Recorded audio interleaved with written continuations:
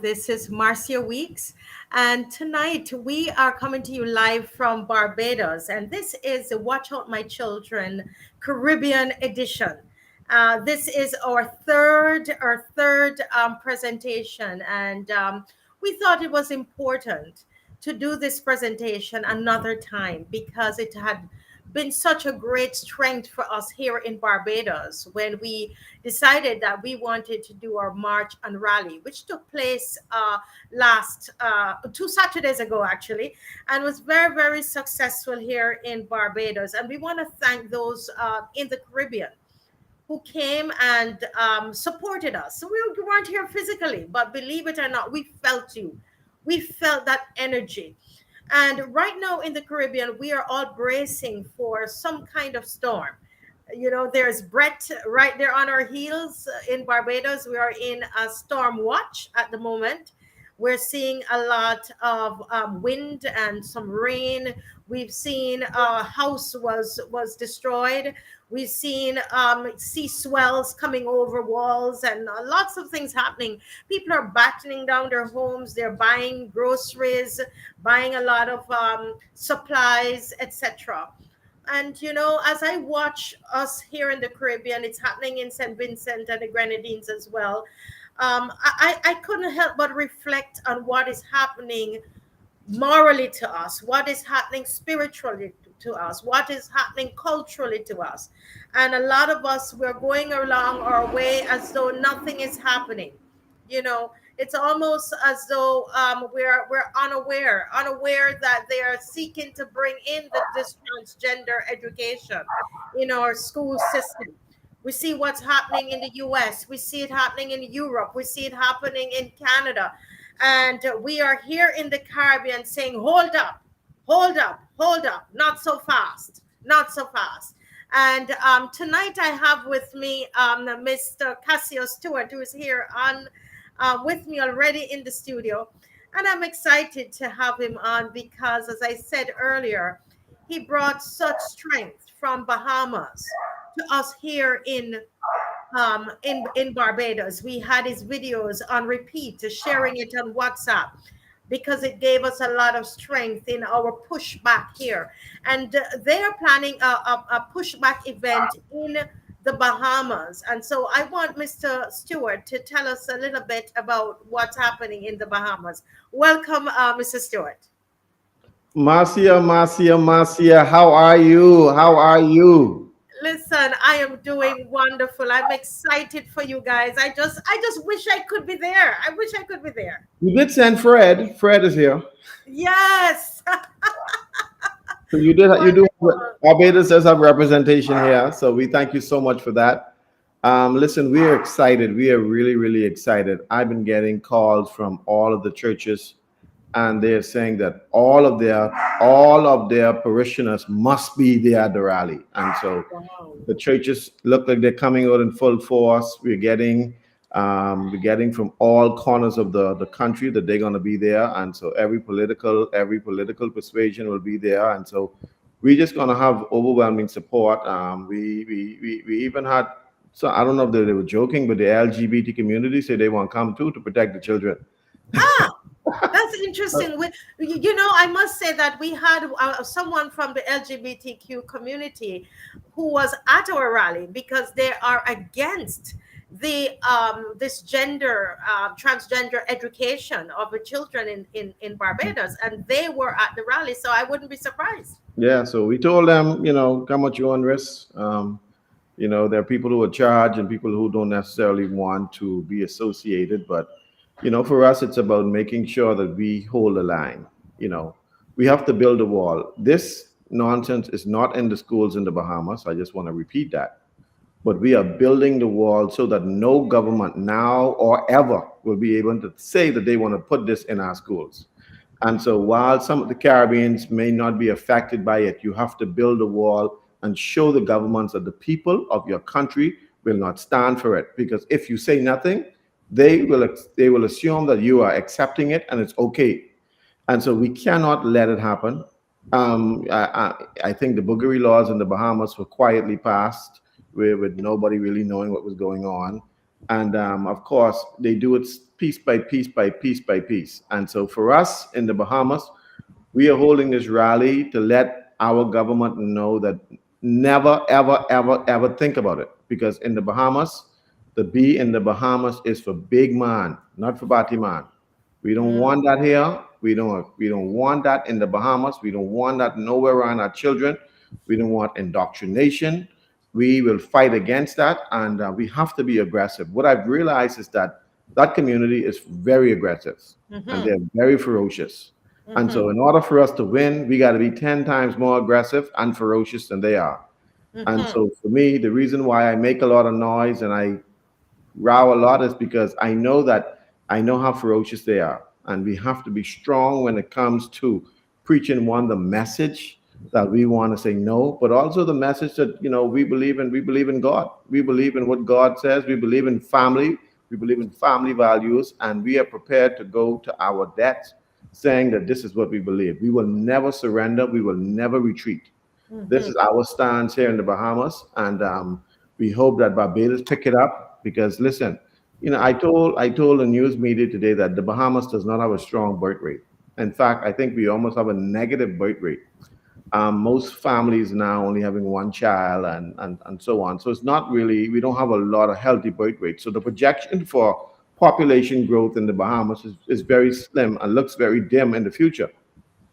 But if all the girls turn into boys and all the boys turn into girls, the country is doomed. And so Mm, we have to fight against that, and we have to protect the future of the country. I suspect Barbados have the same similar issues, because most of us in the Caribbean, we have similar issues. And so yes. we got to protect the family structure, the nucleus family, the mother and the father with children. We got to protect that. There's two daddies and two mummies. That is crazy. That don't make no sense to me. It never will, and I will never accept it. And I don't Mhm, want it to be accepted in the Caribbean. I don't want it to be accepted in the Bahamas, because that's not the original design. The original design was man and woman, and anything else is a fraud, is a fake, and is counterfeit. And I will not stand for it. I will not stand for men transitioning to women by mutilating their bodies, cutting off their penises just to make themselves feel good. That is crazy. We will call it like it is. We are not interested in pronouns. The only pronouns I know, I am he, and what else? I him, and nothing else. Don't give me no they, damn, that. I ain't into that. I ain't into that. Mrs. Stewart, you said something. There are two things that you said, and I wrote it down because I believe that there is a very, very special grace on you to deal with this issue. You have the voice. It's almost like when you speak, you are speaking into the belly of the Caribbean. That's how I feel it. You said something about building a wall. And before I came on the program, Mrs. Stewart, because there is Brett is beating down, trying to beat down on Barbados, especially the north of the country. And there's a Mm, particular place there. There's a wall that is there. But now what's happening is that in the north, the because of the sea swells, the water is coming up over the wall, mm, right? That mm, means the wall was not high enough for the storm. The sea swells, the water is coming over and going into the restaurant that is wow, there. And wow. so when you talked tonight, when you mentioned tonight about building a wall, I couldn't help but think about that imagery, really, for the Caribbean. You said we must build a wall so that this sea swell, or this tsunami of gender education, and gender dysphoria, and gender, all of these kinds of things that they're bringing in now with this kind of education, that it doesn't come over and sweep us away. How do we build this wall? You're doing it in Barbados and Bahamas. How does the Caribbean build this wall? we we have to get the people involved. The people of Barbados, the people of Jamaica, St. Lucia, Trinidad, Grenada, the Bahamas, throughout the region, we have to speak with one voice. We know that the vice president of the United States dropped $110 million on the Caribbean. And we know that came with stipulations. We know that that came with demands, and that most of the demands has to do with human rights in the LGBT community. But we have to let her know that, listen, the people who are elected are only a few, 40 the most. They don't control the majority. The majority of people say no. And what America is going against is the very same thing that they preach for the last 200 years, where government by the people, for the people, and of the people. It's no longer that. It's you do what we say you do. And so even though the majority of us say no to LGBT, they still trying to override it. But we have to send them a sound message that, listen, in the Caribbean, we are prepared to give our life for what we believe. And we say no to this indoctrination. And the wall means that, listen, we will do whatever it takes to make sure that we resist this. Now, Mm-hmm. we are the last generation to hold this line before they consume all our children. We are Mm. the last one, Marcia. After us, there's no one else to protect them. And so we have to do what we got to do to seal this wall, to make sure that when our children in Barbados grow up, that they understand what gender is, male, female. They understand what marriage is between a man and a woman. That we dispel this notion that it's okay to be homosexual and lesbianism. That is not okay. And I know they've gotten us to believe that, oh, adults will do what they have to do, so let adults do it. So they program us to say these things, okay? But they're not programming me, because I know that that lifestyle is wrong. And I will speak to it the way it is. Because what I realize is that while we fight for this indoctrination, against this indoctrination, the root cause of the indoctrination is the homosexual lifestyle. That's the root cause. So you cannot fix the problem without going to the root. The root cause. Mm-hmm. So if we say, okay, y'all could be homosexual and that's fine, then the problem will always exist, because they're always coming after our children. See, they realize that our generation, they cannot touch us, because we've already been programmed to believe in the standard of marriage and family. But our children doesn't understand that. So they're going after our children in books, teaching young boys how to perform fellatio on each other, teaching young boys about anal sex, teaching young girls about masturbation. And I'm talking about from grade 4 and 4-year-old kids. This is what's going on in schools in Canada and in America now. Most of the Caribbean, they don't even know about this. And this is why we have to let them know what is coming, because the storm is coming, but they don't know the intensity of the storm. And Mm-hmm. this intensity of the storm is going to wipe out everything we taught our children. There are no more rules. They now have a new movement, Marcia. The new movement is adult that are attracted to minors.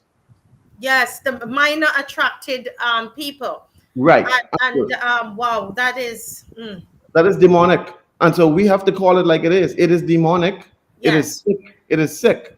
Because if you think that it's okay for you to sleep with a 3 or 4-year-old, and because that's you attracted to minor, you're a pedophile and you're sick, you need to go to jail. And so we cannot cater to these people, because these people are unrepentant. These people don't care. They don't care about our God. They don't care about our morals. And Mm-hmm. they say to us, we could take our morals and go to hell. But I Mm-hmm. say to you all that we will not give in to them. We will not give in to that lifestyle, because that lifestyle is not of God. That is not normal. Because we put Mm-hmm. all them on an island by themselves, what happens? All them will die out. They will die out. They will, All Mrs. Stewart. There's something there that you said, and as I said, as I am I'm actually writing as you are speaking, and you said something about being aggressive, and I want to pick you up on that, because I found like here in Barbados, I find that sometimes some of our leaders that are at the front of this of this pushback were involved in building this wall. Sometimes it seems to me that we are doing a lot of pandering, and I like you, I experience them. They message me, they're very rude, they're aggressive, they're harsh, and then we on the other hand are trying to say, okay, let us show them the love of God, and let us show them, and so how do we marry all of that? You're saying that we need to be as aggressive as they are. we have to. Can you speak to that, please? Let me speak to two issues. part of the problem is most of the leaders in the church in the Caribbean and throughout the region, and also political leaders, they are numb on this issue. One, because they figure they're going to lose something. The LGBT community has a lot of power, and Yes. you have to rid yourself of everything if you want to join this fight. Mm, I told them when I started this, I don't own no house. I don't own no car. My children, when they were born, I gave them all back to God, so I don't own them. The life I live in, I don't own that. So what you coming for? You can't take nothing from me. I don't own nothing. mm-hmm. See? And for me, though, because I believe that I'm in the kingdom, I don't have no opinion. I can't have an opinion on whether or not homosexuality is right or wrong. The king says it's wrong, it's wrong. But I really believe, though, that for us, though, we have to be ferocious, because when you believe that you are in the kingdom of God, you have to stand up for what is right. Now, Mm-hmm. if you look at throughout all history, when it comes to the early church, they suffered and they gave their life for what they believe. There comes a time when we may have to do the same thing. The question is, Mm, do we love our life more than we love what we're fighting for? And that's mm-hmm. the question. We love material things, so we don't want them to take our little church. We don't want them to take our money. We don't want them Yes. to take this from us. And so we hold on to these things and we be quiet. The question is, we already old, so we might as well go out fighting like a champion, because we saw Jesus anyway. And so, we might as well, you know what I mean, Marcia? I mean, what are Yeah. we holding on to? I mean, it's okay Yeah. to have nice houses, but really and truly, you can be dead in the next 20, 30 years anyway. So you might as well. Anyway, Mrs. Stewart, you're speaking my language because I'm listening to you, and I said, this is why whenever you speak, it resonates with me. It literally hits me in my belly because I am of the opinion, like I say it all the time, I have nothing to lose.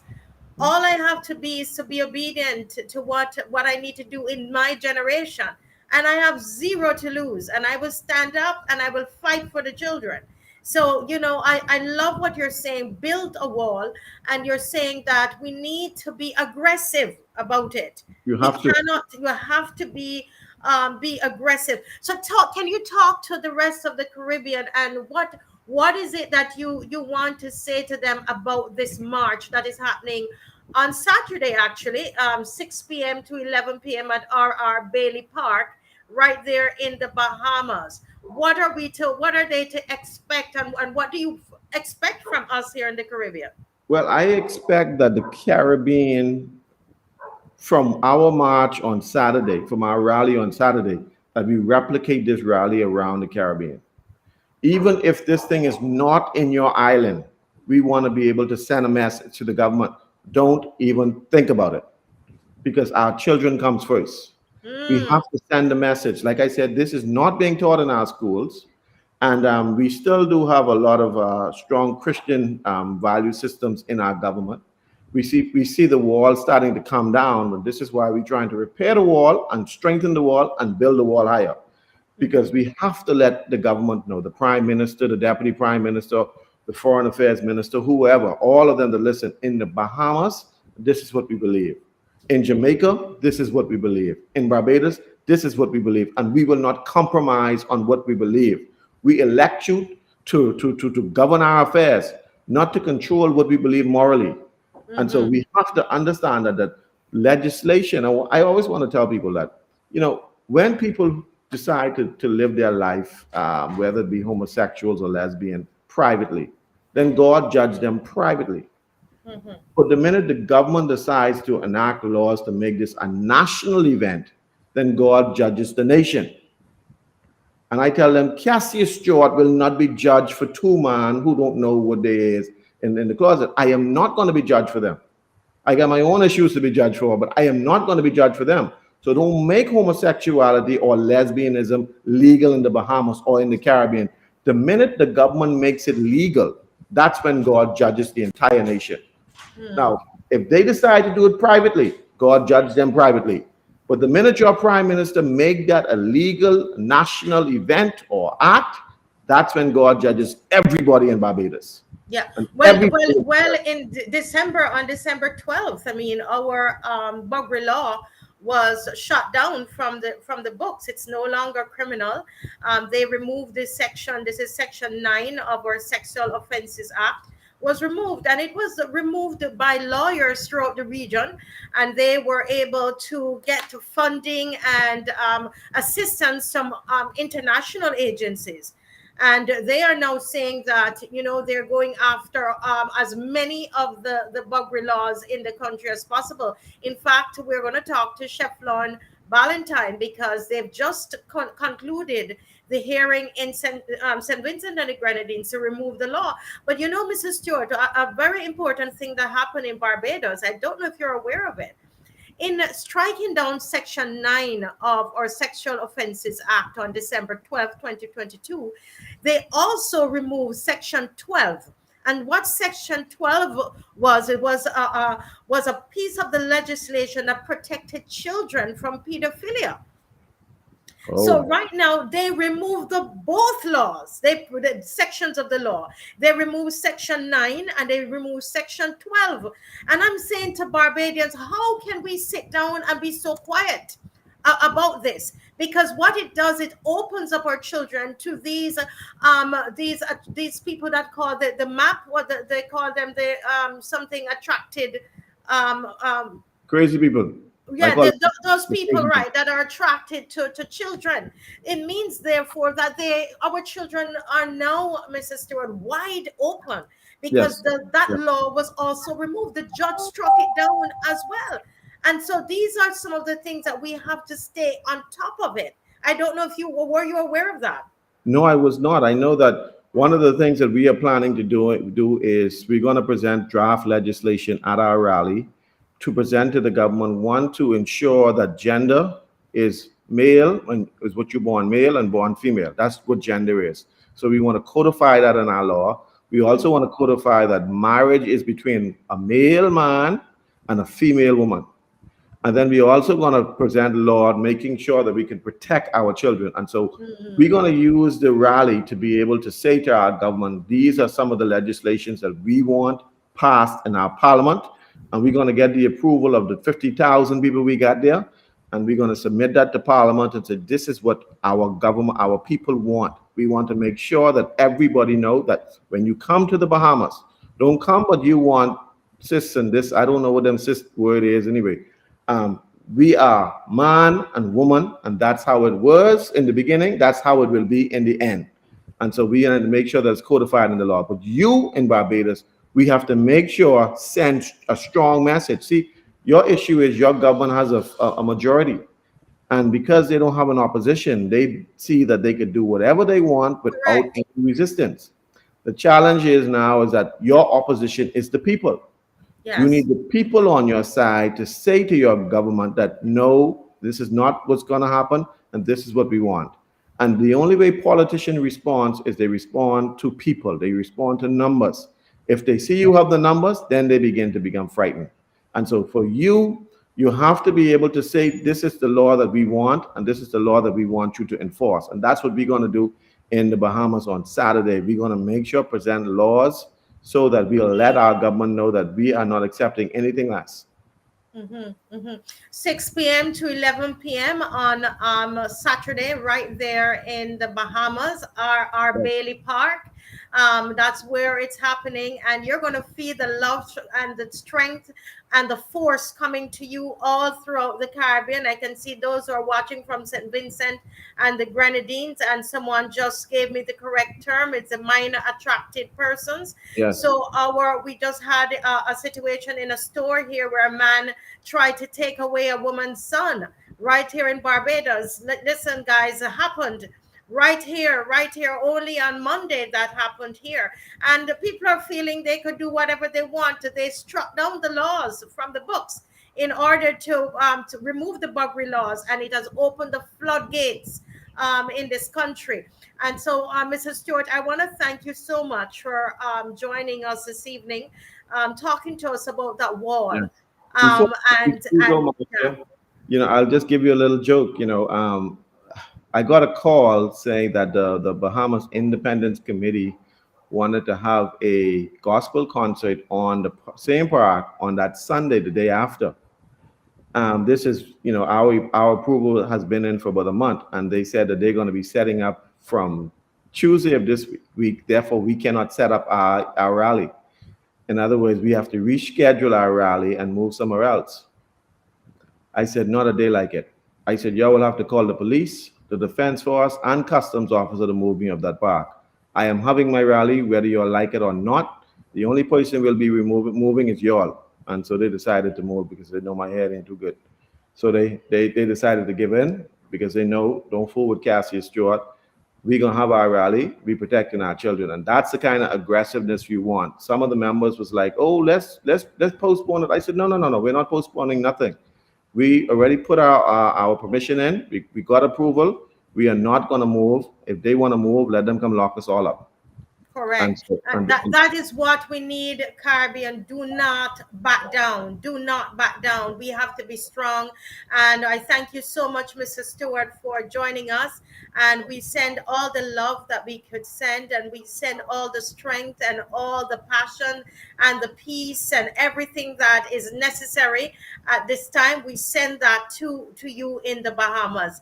we And will say be hi to streaming Fred live. for We will be us. streaming live. I will send you the link. We will be streaming live. Oh wow! So they'll be able to join in live on the Marcia Week show, and I'm sure that Sherwin from Trinidad will help us to get it out to everybody who's watching. Guys, thank you so much. Thank you so much, Mr. Stewart. God bless you, God bless and you. it's been wonderful. To everybody else, please share the live.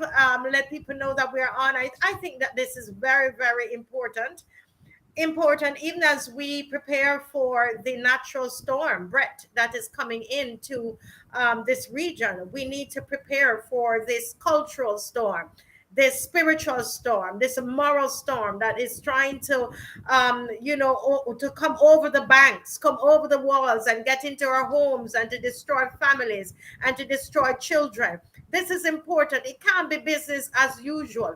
We need to batten down the windows and the doors and make sure that we are strong enough on the inside. So I need you to share.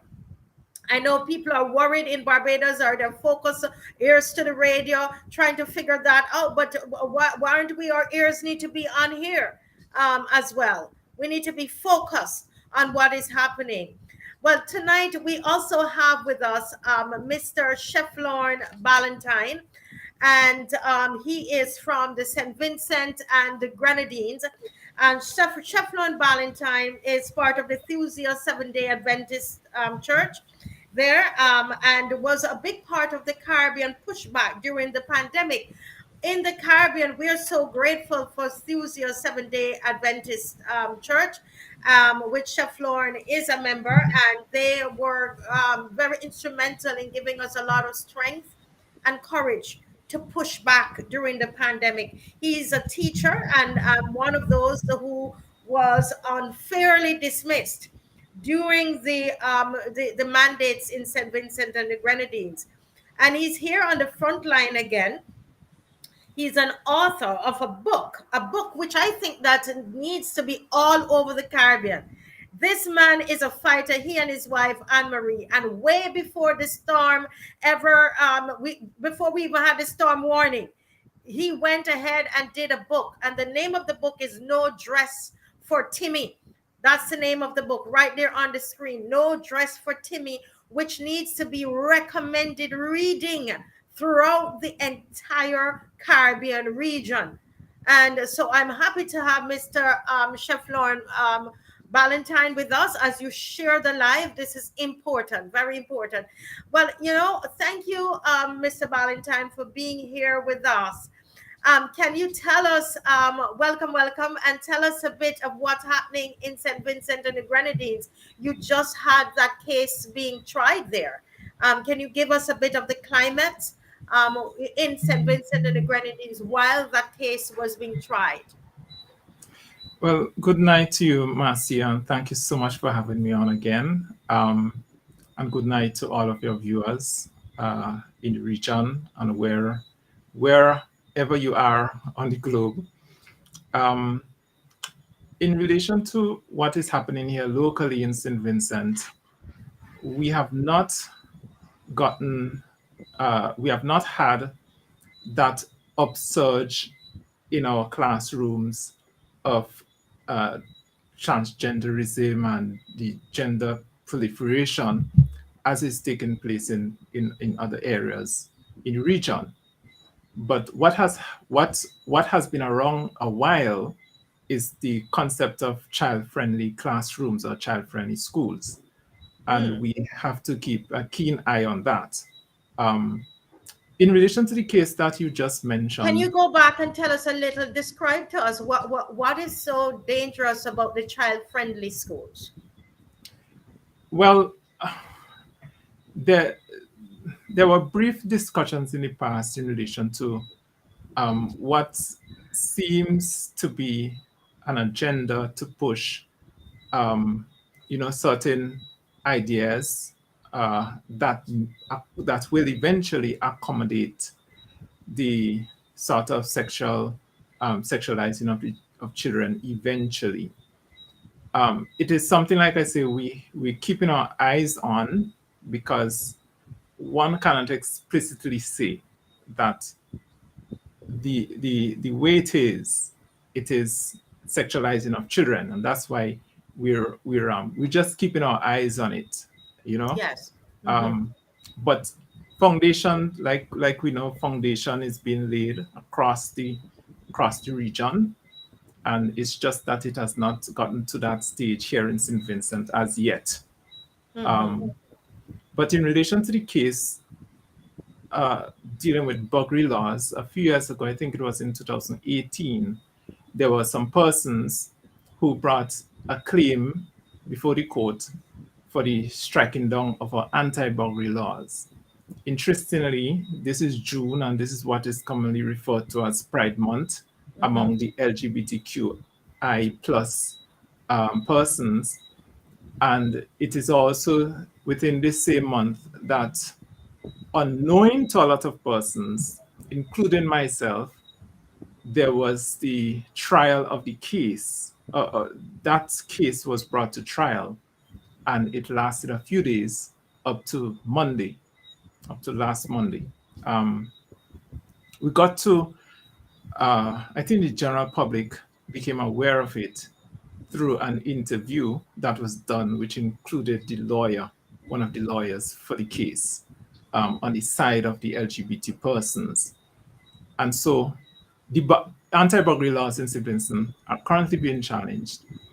We expect maybe around September or October, the judge will return a judgment on that. And then we'll know whether or not these will be deemed to be unconstitutional. So that is the latest we have here in St. Vincent. And what has happened also is public relations drive by that. I don't want to refer to it as a community, but the LGBTQIA plus individuals, where they're seeking to normalize the behavior. Um, and of course, they're engaging different institutions. There's one here that is headed by another lawyer that seeks, that goes under the guise of equality and freedom from discrimination. And there are certain psychologists also who offer services um, to individuals promoting that behavior to a large extent. So we have Mm-hmm. that happening in St. Vincent Mm-hmm. within the public sphere at this point. Yeah. So that's the Well, latest. Yeah. that's the latest. I found out that there is an organization called HumanityDignity.org, and they are actually taking the credit for this removal of the buggery laws throughout the region. And they are based overseas. It's an international organization, and they provide technical legal assistance to local organizations that are challenging laws that prosecute individuals on the basis of their sexual orientation and or gender identity. And when in December 2022, December 12th, when they struck down the buggery law in Barbados, this particular organization, they did an interview in a newspaper, and they were taking credit for it, that they are the ones that supporting the local and regional lawyers that are working on it. And they were able to say that there were 7 more Caribbean islands, St. Vincent being one of them. So they are just going around and knocking it down because they have the funding from this left wing organization, the Human Dignity Trust. And you can look them up on humanitydignity.org. That's the organization that is really involved in this. And as I don't know if you heard me saying earlier, that what they did, and you have to be careful of this in St. Vincent and the Grenadines, they also removed another section of the Sexual Offences Act, which is section 12, which would protect our children from being solicited by adults. And so that's also removed. And one is here in Barbados, we're trying to figure out, what did that have to do with the Buggery law? Why did you remove section 9 and section 12? And that's what happened. Well, so there's a global push. Yeah, there's a global push for a recognition of pedophilia as normal, and this push has been made by even the World Economic Forum. So that is no surprise at all. The whole idea is for persons to view themselves even as young as 4 years old as sexual beings, and as such they can have intercourse with whomever, whatever, wherever, whenever they please, and that should be tolerated within society. It has long been a push against what we enthusiast Seventh-day Adventists coined to be the social Christi, which is the influence of Christ in society. And that influence is seen in the laws that are established within society, and it is seen even in our educational system. It is seen in legislation. It is seen in general influence in society. So these things, such as marriage, for instance, being between a male and a female, the point of gender being only two, there are only two genders according to Genesis chapter 1 and verse 7. All of these are barriers to organizations in their goal to set up the New World Order. All of these principles are barriers to organizations like the World Economic Forum, sodomite organizations, even the United Nations, and the World Health Organization. And there's something that I want to point to, Marcia. It came to our attention that the United Nations had a document out within recent times where they are pushing for 5-year-olds to begin to learn about kissing and hugging and touching and other sexual behaviors. 5 years old.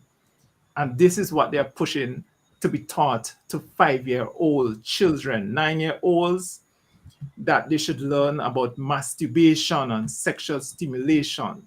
See? This is the kind of sexualization that is taking place. But it's not just among what you will refer to as private individuals and private interests. We know the United Nations have a lot of private interests, but here you have a global organization pushing that upon the world. Look at the WHO, which has been trusted by so many governments in the region. What are they pushing? They came out with something called the Standards of Sexuality Education in Europe, a framework for policymakers, educational and health authorities, and specialists. And they are saying in this document, this policy document, that for children between 0 to 4 years old, they must learn about masturbation, and they have the right to explore gender identity. What does a 4-year-old, what does a 3-year-old know about gender identity and masturbation? But this is being pushed as a standard for sexual education. Then between 4 and 6 years old, and I'm quoting straight from that document, it can be found online, they are proposing that enjoyment and pleasure that these 4 to 6 year olds have experienced enjoyment and pleasure when touching one's own body, and early childhood masturbation as well, having a secret love as Wow. well as same-sex love. And this is for a child between 4 to 6 years old. This is the reality of the world in which we are living in. 9 to 12 years old, what are they saying? You must experience your first sexual experience between 9 to 12 years old, and also interface with online pornography. So this is the reality, and this What is are from you reading the from? What are you WHO. reading from, Shefflorn? Mr. I'm Ballantyne? reading from the Standards of Sexuality Education in Europe, a framework for policymakers, educational and health authorities, and specialists. And this can be accessed online. It is a Wow. it is a paper Listen, that they have put folks, you out. please share up this live. This is so important. This is so important. And we heard from the speaker before, Mr. Cassius Stuart, about building up that wall. And that's what we're doing here. We're using information. This is fantastic information that is going out. And so I'm going to ask you to share this. If we can, in the Caribbean, we have to stand strong, and we're going to stand on truth and on the information that they are putting out. Continue, please, Mr. Ballantyne. Yes. So I use those examples, and then you have the WAF, who is known to be pushing pedophiles as being saviors to humanity. So we have these global organizations that are seeking to demoralize, and who are they focusing on? They are focusing on children at this point in time, and this is Mm-hmm. important to them, for them to demoralize children, because if you're able to do that to children, then you've broken through a barrier that has been existing, which has prevented them from pursuing their goals to a new world order. They are seeking to re-engineer the society, re-engineer the globe according to their immoral standards. And in our church, again, we coined the term socialism. They Mm-hmm. are seeking to create a socialist society on the foundation of sodomy, and that is what they're doing. What the previous speaker said, Stuart said earlier, is also very important, because he pointed out that sodomy or homosexuality lays at the foundation. It's not just transgender, but the Mm. foundation of all of that is what occurred in Sodom and Gomorrah and the 3 cities that surrounded there. Remember, this is the first time since God created, and the only time since then that God brought hellfires upon cities. And the next Mm. time he's going to do that is what after the second coming of Jesus Christ. So it is such a grievous sin in the eyes of God that he brought hellfires, fire and brimstone, the same material that he'll be using to destroy the world. He brought it upon these cities. And when you understand what actually occurred there, up to today, nothing grows there. But it stands as an example of God's wrath, his displeasure for these sexual deviant behaviors. So pedophilia, whether it be transgenderism, and another point I want to make in relation to transgender, it must be understood that gender, sex should be defined as not being devoid, or let me put it differently. Gender should not be defined as devoid of sexual identity, Mm. because your gender is not separate from your sex. That's the distinction they're seeking to make. And they're presenting that as some great thesis. When somebody wants to identify, for instance, as a cat, as happened in Europe, children identifying as cats, and others who oppose that and found it ridiculous who are being rebuked and censored. But you can identify, a man can identify to be whatever he wants, but he should not call that gender. He Mm-hmm. should call that his personal image identity. That's what he personally wants to identify as. As Mm-hmm. ridiculous as it is, as stupid as it is, it should not be called gender. Call it something else. Call it personal image identity. You Yeah, see? they're trying to change the vocabulary and to Exactly. control the messaging and the narrative. Exactly. And Mm, I also want to point this out because um, one of the things that governments need to understand, and parents as well, is that they have a responsibility. You see, when we send our children to school, the education that they get, or the time they spend in school overall, I mean, throughout their entire life, the time they spend in school is less than the time they spend outside of school. And you can be educated from being in a formal environment, a government-run school, or mhm, outside. So they are given over to the or lent to the government for a short period of time for the purpose of education, right? And the government needs to understand that. They need to understand that. And they need to understand that they are not supposed to be teaching any sort of education that results in self abuse. They need to understand, they need to teach that a man, for instance, cannot menstruate, that a man cannot be pregnant. They need to teach exactly what Genesis chapter 1 and verse 27 says, which is that there's a clear distinction between a man and a woman. God created Adam, God created Eve, he created male, he created female. These are the only two existing genders. These are the only two genders that God created. And so they need to declare, and this is our call upon the governments of the region. You go and you declare or you write laws forbidding sex education that include things such as man to man, forbid that. Sex education that includes man to man sexual intercourse.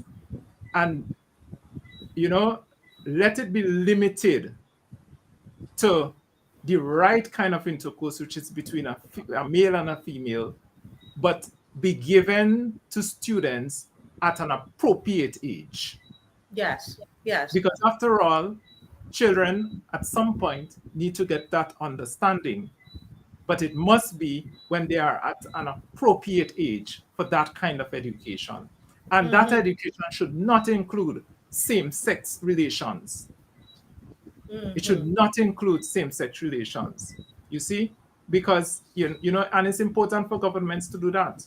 It's important for them to declare. It's important for them to have educational policies that dictate all of that.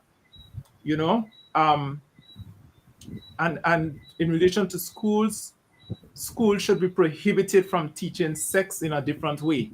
Very mhm. significant. And as to parents, parents need to understand, and governments need to understand too, that parents are the ones responsible for their children's bodies. Mm. Say that. Parents are Say that responsible. again. Say that again, because there's also a push in Barbados to reduce the parental rights of parents in Barbados, and you seem to be saying, Chef Lauren, that this parental rights is very, very, very important in this fight. Yes, yes, because there's no such thing as government rights over children. And that's important. There's no such thing as government rights over children. God gave you as a parent the ability to conceive. You are the one responsible. You have been entrusted with the body of your children. You have been entrusted with the training of their minds, and therefore you are the one responsible. So when it comes to the growth and development of your children, of their bodies, you are the one who is responsible, not the state. And so when it comes to sex and issues of sex and gender, you are the one who is responsible to define to your child what sex is, to define to your child the fact that, look, there are two genders, all right? And gender is not devoid of your sexual identity. You are the one responsible for that. It's not the state. And that is important to understand. All the state does is to give public education. And we're saying that public education should not include any sort of devious sexual practice. Mhm, It should not include that.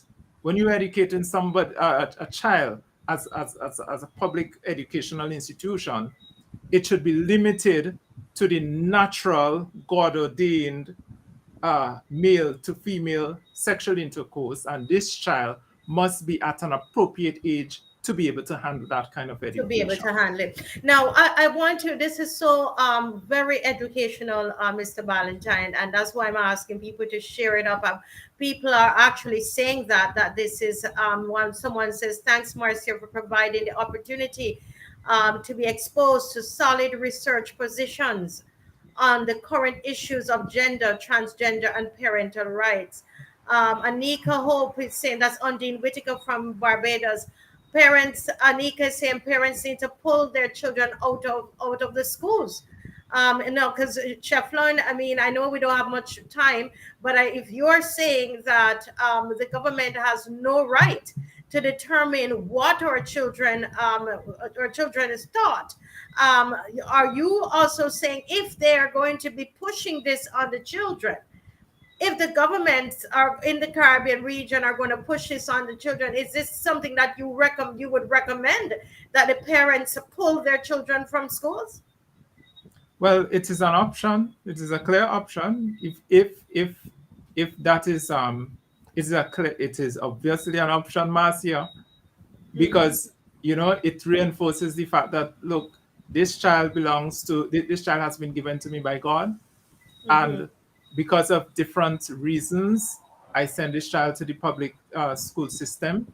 I have to go and work, I have to go and ply my trade. I don't have the time during the day to educate my child myself.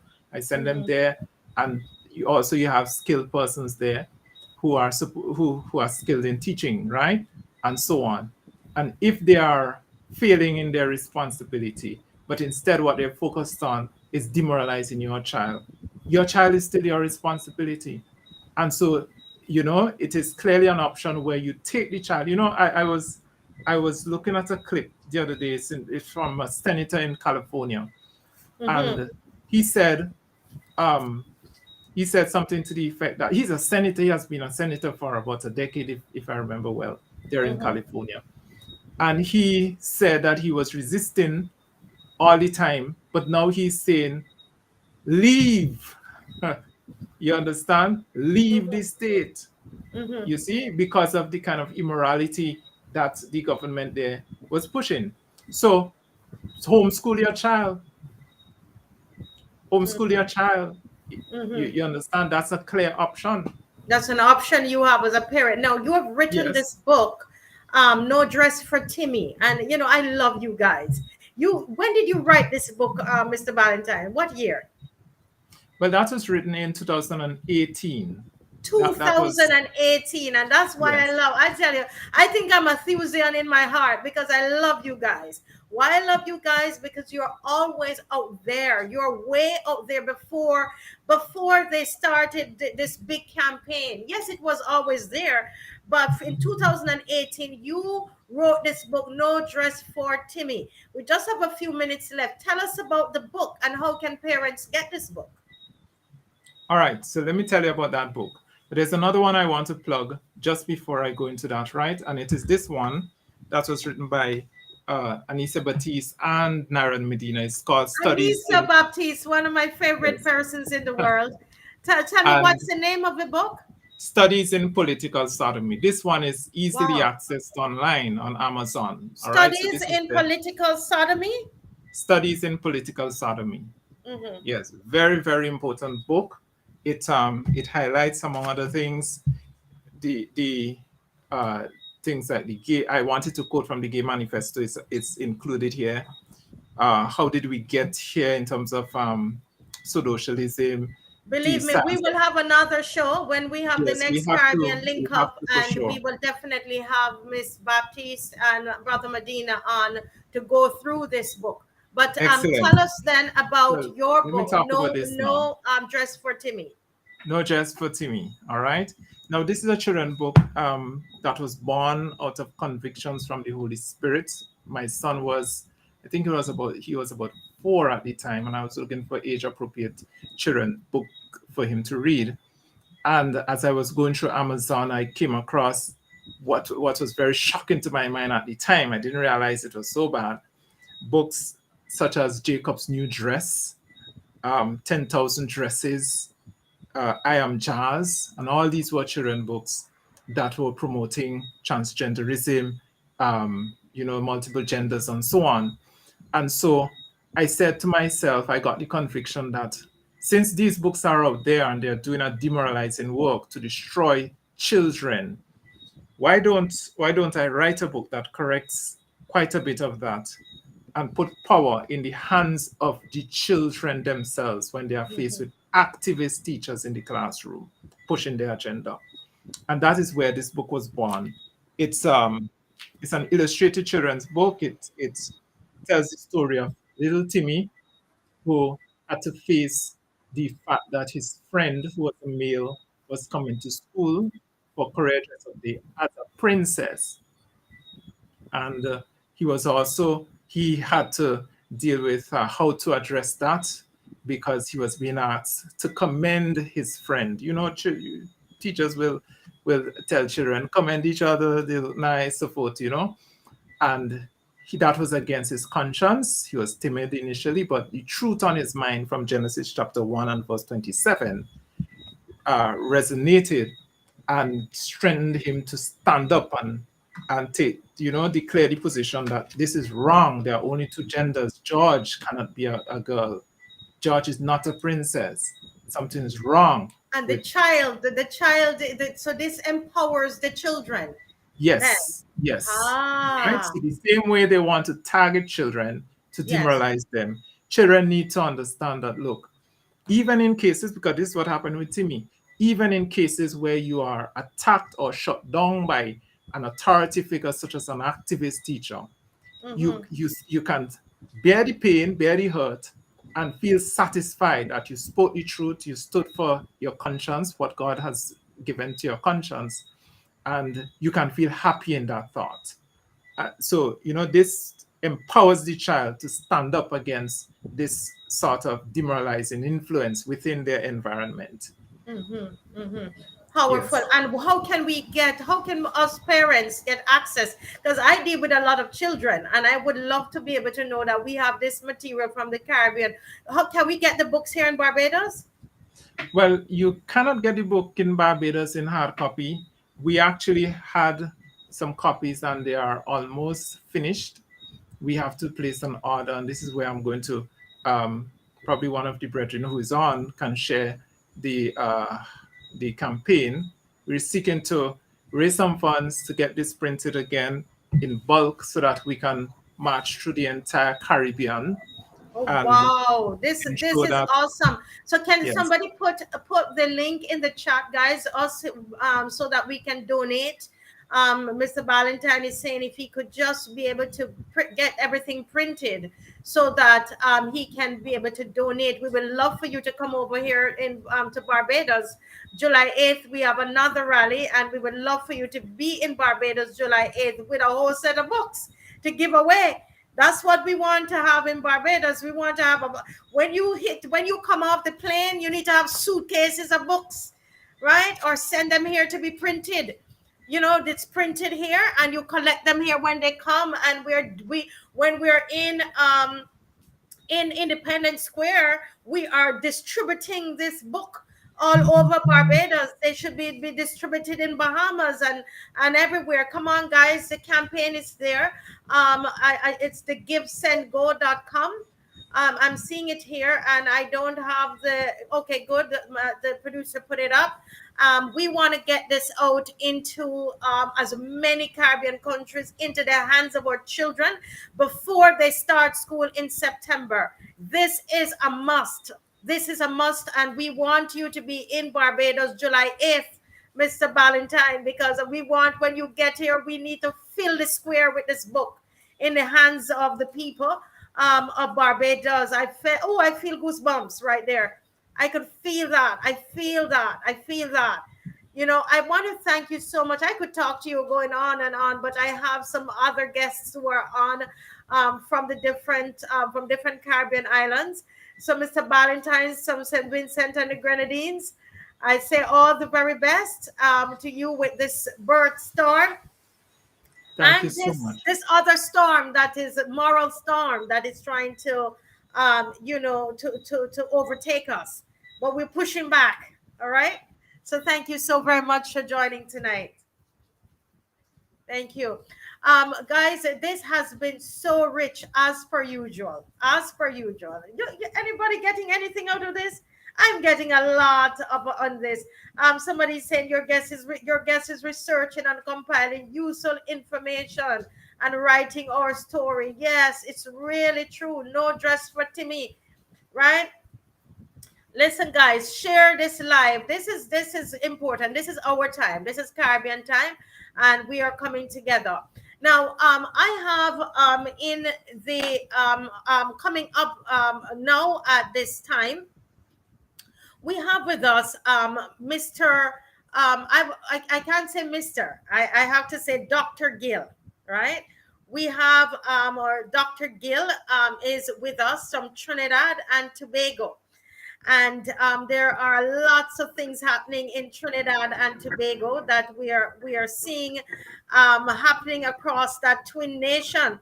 And I know that they have something coming up on the 28th. I believe they also have a protest coming up on the 28th. We saw where the Minister of Education put out a circular to say that their government will not be introducing um, any kind of same sex or sexual transgender education within the curriculum in Trinidad and Tobago. So we have Dr. Gill with us, who is a pastor in Trinidad, and we're just so grateful to have you here, sir, tonight. Good night and welcome to Watch Out My Children Caribbean. Thank you, Marcia.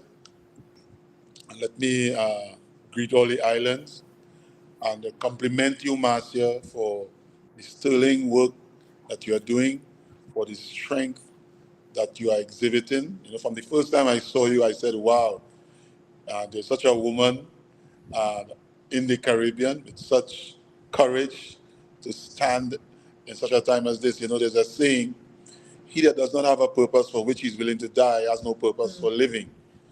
And so I see you as a strong woman of conviction and Esther who has come to the kingdom for such a time as this. And I want to encourage the entire Caribbean Christian community to pray for you. Praise the Lord. Yes. Well, at this time in Trinidad and Tobago, we are facing a firestorm.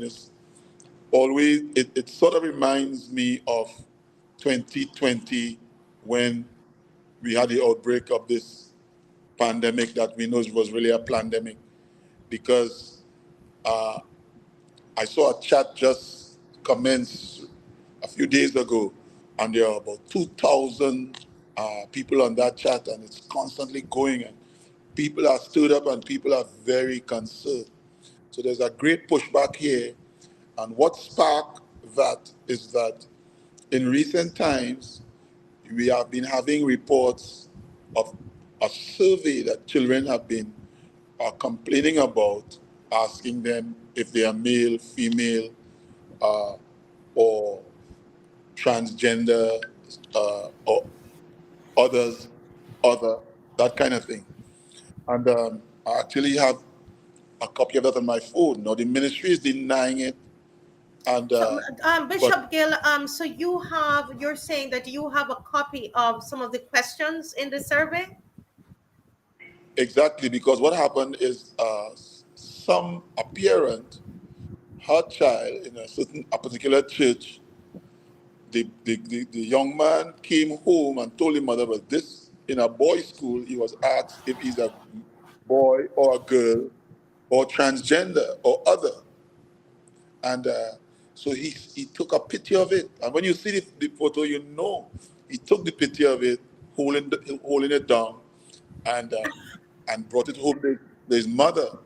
So But I have to uh, stop you there, Bishop Gill, because it's so important for us to understand, because these things have been coming to us here in Barbados, and one of the things that we saw was that the Minister of Education said the questionnaire had nothing to do with that. So are you saying that you have some questions from that confirming that there have been inappropriate questions asked in a survey to children in Trinidad and Tobago. Yes, I have that. As a matter of fact, when you go on LGBT activist website called Silver Lining, that group states that they did a survey in 2019 on gender-based violence in secondary schools following approval from the Ministry of Education in Trinidad and Tobago. Now, this is a bombshell, and we're going to put it in their face. And they surveyed 2,284 students in 39 schools in Trinidad and Tobago, and they outlined 5 categories, one of which is LGBT exposure and attitudes. So this survey was successfully completed, they said, with funding from the European Union delegation to Trinidad and Tobago as a part of the Sexual Culture of Justice and Human Rights. So somebody in the Ministry of Education needs to answer the following questions for us. When was the National School Climate Survey done? What schools were used for the survey? Who authorized the survey? And was parental consent given to the survey? Because right now they are in denial. And but I've been in collaboration with some friends, because people call me because I'm the leader of TT Response, and I try to stay on top of these things. And so I've been getting calls and information being fed to me, and this is one. And so in the morning, I will be on the national television, and I'm going to talk about some of that. So now, tonight, I am here interfacing with you Well, and the Caribbean. we But I get want the to. confirmation first, because I had been getting calls as well about this. So it's good to hear, and I love to see that you're a bishop and you're on the front line with this. You're not, sometimes they want to label people who come out to speak about these things as troublemakers and people who are political and people who are, but you are a bishop, and your members in your church and in your community would have been concerned about this and have reached out to you, and you are responding in a national way, which is fantastic, sir. Thank you so much, Marcia. And I want to say this to the diaspora of the LGBT ideology is not about equality. They cry out for equality and coexistence, but it's not about coexistence. It is about replacement. We need to get that clear. It's about, can you They repeat? want. It is not about coexistence. It is about replacement. That is why they are targeting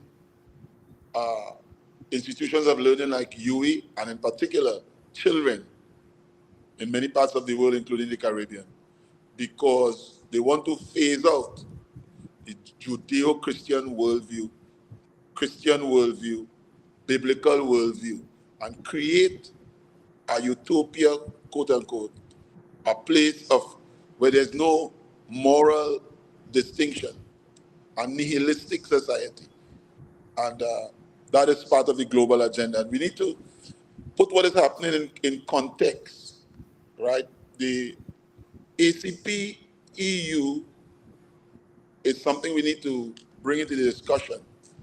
That is the African, Caribbean, Pacific with the European Union trade agreement treaty that they want to sign. And this treaty, it was to be signed since sometime this month, but I understand that Hungary and Poland oppose it. Also, the African Union has had problems with it. But I just want to read what Article 36 and 38 says. Article 36 says, the parties commit to the full and effective implementation of sexual and reproductive health and rights. Article 48 says, the parties shall commit to the full effective implementation of comprehensive sexual and reproductive health information and education. Now, Once you sign a treaty, you have to stand by it, which means all your laws, your constitution will be circumvented or you will be punished. And this is where the battle really is. And apparently, recently the Vice President of America came to the Caribbean and offered so much of millions. So it seems as though something is already afoot, and our political leaders are sort of oppressed and forced because they see the Caribbean as weak. So they are forced to go in a particular direction. But the strength of the pushback is we the people. And I want to say this. God has established 3 institutions in the world. The first is the family. The second is the church or religion, quote unquote. And the third is government. Each of these institutions have their sovereign rights and boundaries. They're all supposed to keep each other in checks and balances. None has a right to dominate the other or take away their sovereign right given by God. And the thing about this now, the government has the power of the sword, the natural sword. The church has the power of the spiritual sword. But the amazing thing about this is that, when Paul would argue for the authority of the man, he spoke about the fact that he was created first. And if we use that pattern, the family was created first by God, instituted first. Out of the family came the church. Out of the church and the family came government over nations. That is in Genesis chapter 9. Genesis chapter 4, God established worship, but the family is in Genesis chapter 2. So even in the scripture, we see that progressive revelation. So the family comes above all. And on top of the family is the parents. This is why in the book of Genesis, Jacob had authority, Isaac had authority to speak into Jacob's life. Words that you will become a great nation, nations will bow to you, and so forth. And his brother cried that his father would just speak words. Let it be known to the whole Caribbean. Fathers have power. What is happening now in the Caribbean is the pushback of the parent, fathers, mothers and fathers. And that is powerful. And once they come out, the government cannot, they have to back down. Because remember, that's an institution that God has instituted, and naturally people will gravitate toward that. And they themselves will have to duck and hide and lie and run and so forth. So, secondly, the church has power. The church has power. That's why Jesus said, render to Caesar the things that are Caesar, and to God the things that are God's. It is on those words the American Constitution of separation of church and state was established, though they try to twist it today. So the church has power, the power to pray, the power to consult God. And, the first time they planted the gay flag in Trinidad and Tobago, we got the biggest earthquake ever. And we were warning them. And I could tell the authorities that be in Trinidad and Tobago, if they cross the line, it ain't going to go down easy. The church is still alive. So you're saying that when they planted the LGBT whatever flag in Trinidad, there was an earthquake in Trinidad on that day? Yes, I think that was about a year or two ago when they first, we never had Great Pride March in Trinidad and Tobago. So when they launched it in Trinidad and Tobago and they planted the flag, we had the biggest earthquake in Trinidad. As a matter of fact, there was a certain church in Port of Spain where a piece of the steeple fell off. We have never had that. And I believe that God was warning this country. Okay? So another issue is the UE gender policy. Yes. The UE gender policy, and I'm referring to what was written in 2017 for Cave Hill, Barbados, Mona, Jamaica, and St. Augustine, Port of Spain. In the foreword of that UE gender policy, Professor and Vice Chancellor Sir Hilary Beckles stated, it is imperative, therefore, that at UE we make deliberate transformative progress in regards to gender and gender diversity and social inclusion, not just honoring, but celebrating the human rights of all in our midst. Now that is a loaded paragraph there, and I want to just say this from that he is saying that we must make deliberate and transformative progress. So they are deliberate, and they want to transform society in regards to gender. They talk about gender rights in this policy, then gender justice, gender diversity, gender equality, gender identity, gender advocacy, gender planning, gender mainstreaming. But when they say gender, Marcia, they are saying you can identify as any gender and you must get rights. When UE was founded and they talk about gender rights, it meant right as a woman. A woman must not be discriminated against as a woman. But now they are saying a man could be a woman. And you must accept that that is what they are coming with. And so this whole UE gender policy is a pack of nonsense. It's educated, foolish people. The Bible said, professing to be wise, they become fools. I look at the paper and I said, imagine, intelligent people wrote this.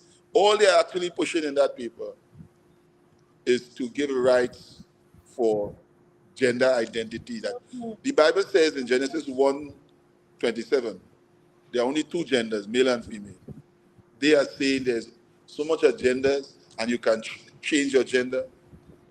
I have learned that there's a bone in the human body that is gender specific, and that is the pelvic bone. So even if you say your transition, that bone cannot transition. It remains female and it remains male. Our constitution in Trinidad and Tobago states, whereas the people of Trinidad and Tobago have affirmed that the nation of Trinidad and Tobago is founded upon principles that acknowledge the supremacy of God, and that we are a nation under God, not above God. So what is happening now, if they try to push aside biblical principles, this is satanic. This is what it is. It is evil. And they want to destroy us. It's not coexistence they are seeking. They want to litigate us. They want us not to accept them. They want us to celebrate them and accept their lifestyle. And we cannot do that. If we accept them, we'll have to deny who we are. You know, Bishop, I'm listening to you, and I could feel the power and the passion as you are speaking. You are the senior pastor of Redemption Christian Center there in Trinidad and Tobago, and I want to ask you something, Bishop. Do you think that they're going to win? You said that it's not about equality; it's about replacement.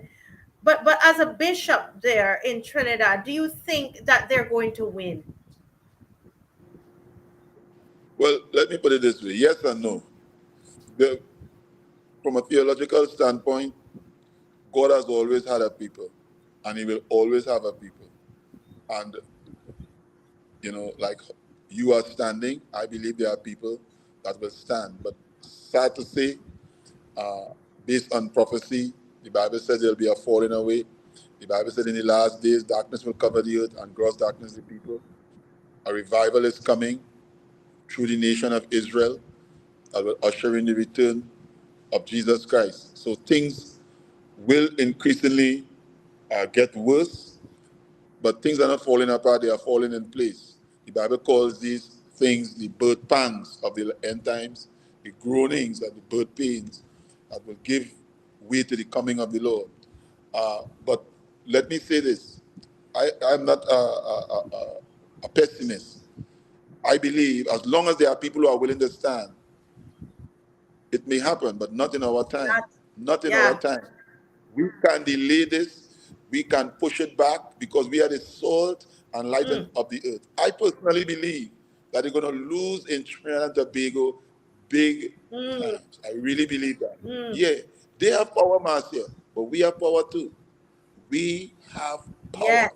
Yes, also I'm going to and increase that why our I asked you that question, because sometimes it can feel so much, this thing is looming over us. It's like I was telling, making the analogy at the beginning of the program, where here in Barbados there is a wall at this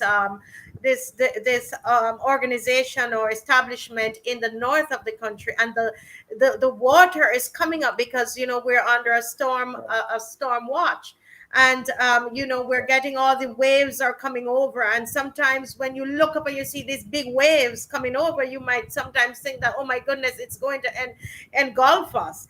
But I believe that we are, as we're people of faith, and we have to tell yeah, ourselves in Barbados that it will not work in Barbados. It's going to fail. It will fail in St. Vincent and the Grenadines. It's going to fail in Trinidad. It's going to fail in the Bahamas. It's going to fail in Guyana. It is going to fail the same way that their safe zones failed. All the different that's things that right. they tried, Bishop, it failed. If the people come together, they will fail, because with us and God, they cannot stand. They cannot. I just thought I And would I say a put big that in. amen to that. Well, you preach there, and I say amen. Well, Bishop, I tell you, you have cleared up a lot of things for me this evening, and I am looking forward, to we're inviting everybody, come over on July 8th and help us fight here in Barbados, because this is where they believe this is the epicenter. But hey, we're wiggling ourselves out of that. We said no, none of Amen, that. amen, And so July 8th, we're having a amen. huge rally in the middle of the square, and we want to give away so many of those books to our children in Barbados all over. We're going to flood the square with no dress for little Timmy, and we're inviting Right. Cassius to come in. I hope you can come into Bishop, man, to take a flight and Yeah. come over and help us fight in here, right?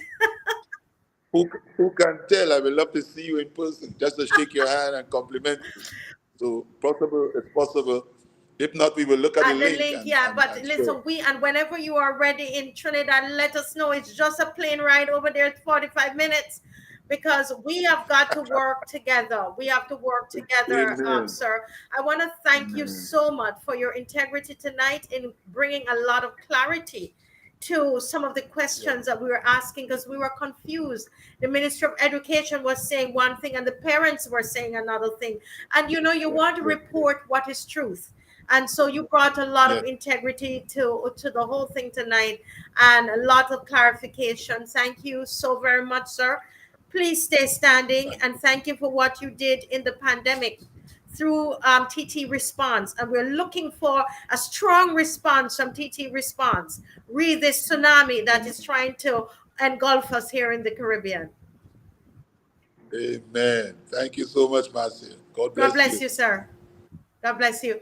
Isn't this amazing, guys? This is so very good. And this is why I love this. I mean, tonight we learned about two books that were written in the Caribbean region. Right here, not in the US, right here. And I'm sure there are others that we haven't heard about. And I'm hoping that we can do something together on July 8th. July 8th, we want to make a strong stand in Barbados. And when we stand in Barbados on July 8th, we're not just standing for Barbados, but we're from here is a platform. We're standing on this platform and we're shooting out to the rest of the Caribbean from this platform. And we're telling our governments absolutely no. It will not happen. It will not happen. We are the majority, and we're standing up and we're saying we're standing for righteousness in the Caribbean region, and we're protecting our children. Who will protect the children? We will. And we have this another apostle from Guyana, Apostle Nigel London. This man is something else. I know he's been there, but I wanted to leave him for this time.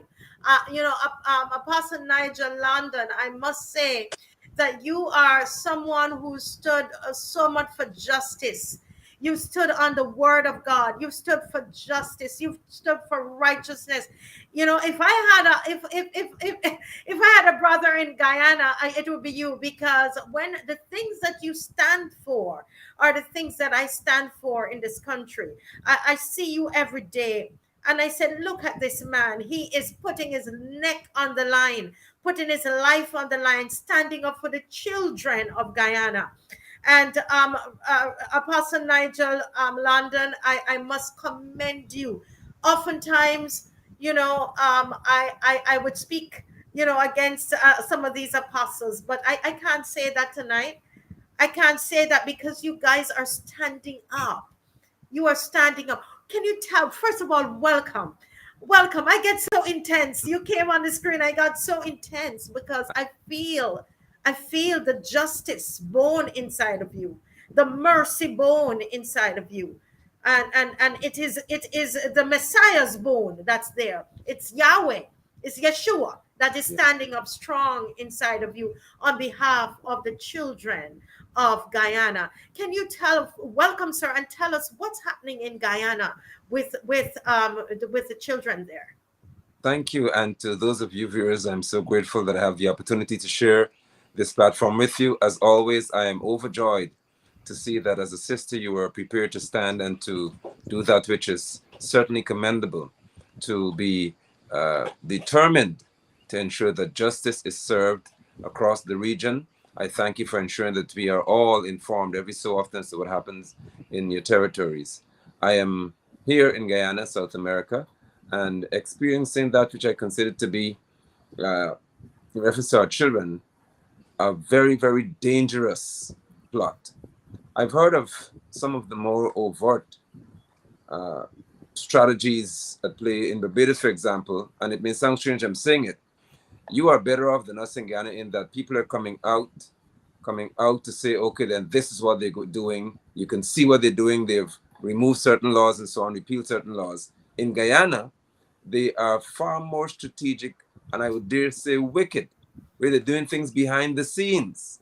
And we're not able to, if you're not in the loop, as they say, you're not getting information first-hand in the media and so on, through the court making decisions.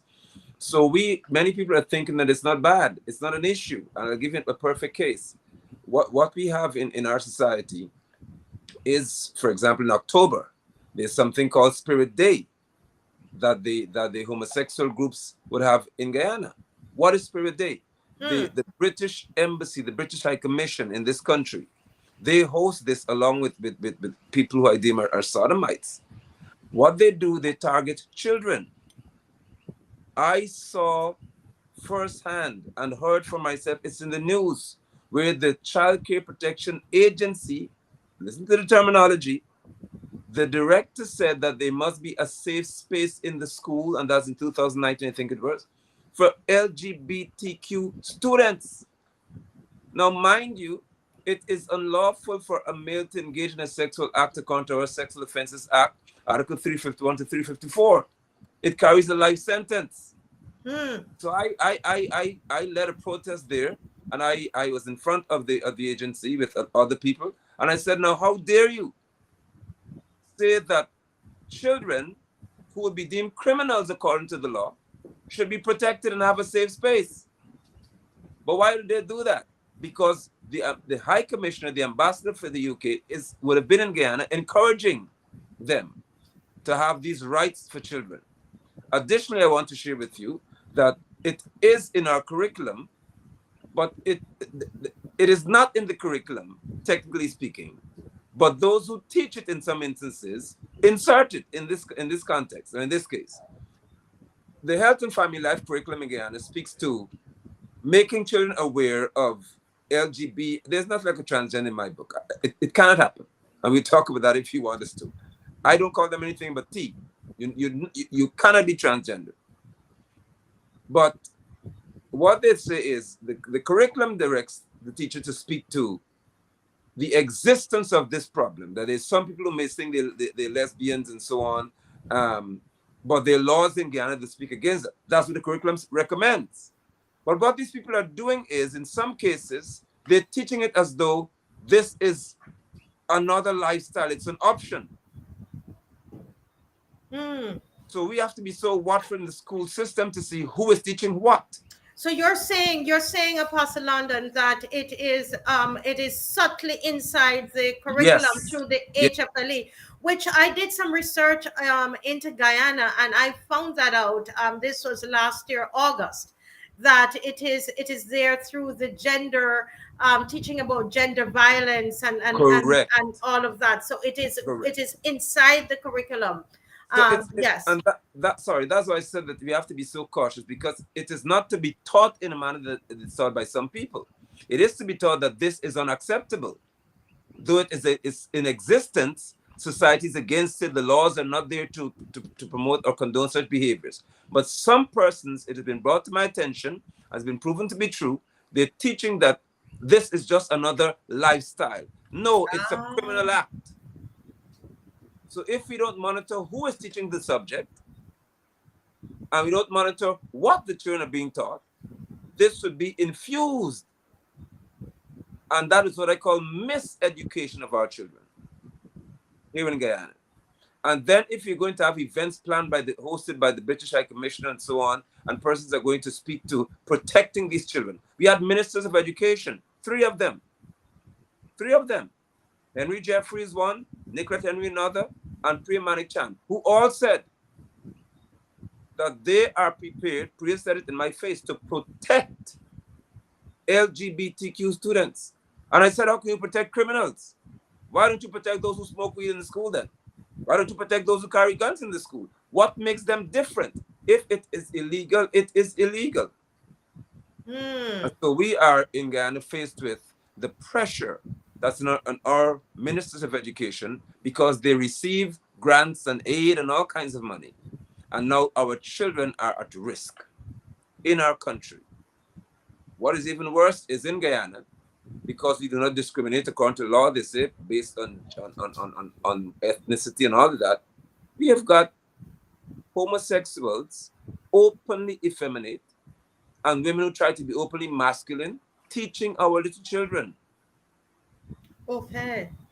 That's another problem that we face, because I am one who's advocating as a father that if any male is effeminate, acting like a woman, he should not be allowed to teach any child in any school. Because I see the threat, and I know what they're about to do here in the Caribbean region. They will allow them to apply for teaching jobs. They're in colleges in Guyana being trained to teach, and we cannot discriminate. So they're putting them into the school system, and they're behaving, these men, as if they are women. And they're allowed to teach our boys. That's how they're having a subtle source or form of influence, an opportunity to influence the children in Guyana. But we have to resist on all fronts. So can you that is quite interesting there, because I would have read the information and then now hearing it from you confirming it, it's quite interesting. Now, can you tell me what's the general sentiment? So I see you a lot on Facebook, and I see you really pushing. I remember when you launched that investigation or that protest about that issue, because I follow you all the time. But I want to know, what about the average person in Guyana? Are they open to this kind of education within the school system? Are they saying, well, Guyana needs to be progressive? What's the general feel among the people, the sentiment among the people? Guyana, like so many other Caribbean territories, we are overwhelmingly anti-homosexual behavior. I'm not homophobic. I don't fear anything that's alike. So I don't allow them to classify who I am. I am not homophobic. I am anti same-sex relationships and anti-aggressive people seeking to direct how I must think. And that's a general theme and thought process. The psyche of most Guyanese, the overwhelming majority, is that, and I may use some strong terms here, we dislike these people because of what they have shown us. They are extremely aggressive towards us. They lie. They slander people like me, probably you. Yeah. They launch they launch horrific attacks at our character and then say that we should be loving. I despise them because Yahweh sees them as being abominable.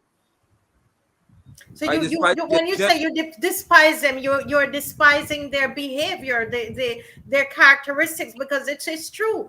They they have written to me. I mean, they trust me. If they could find anything in for me, they would blow it up as big as ever.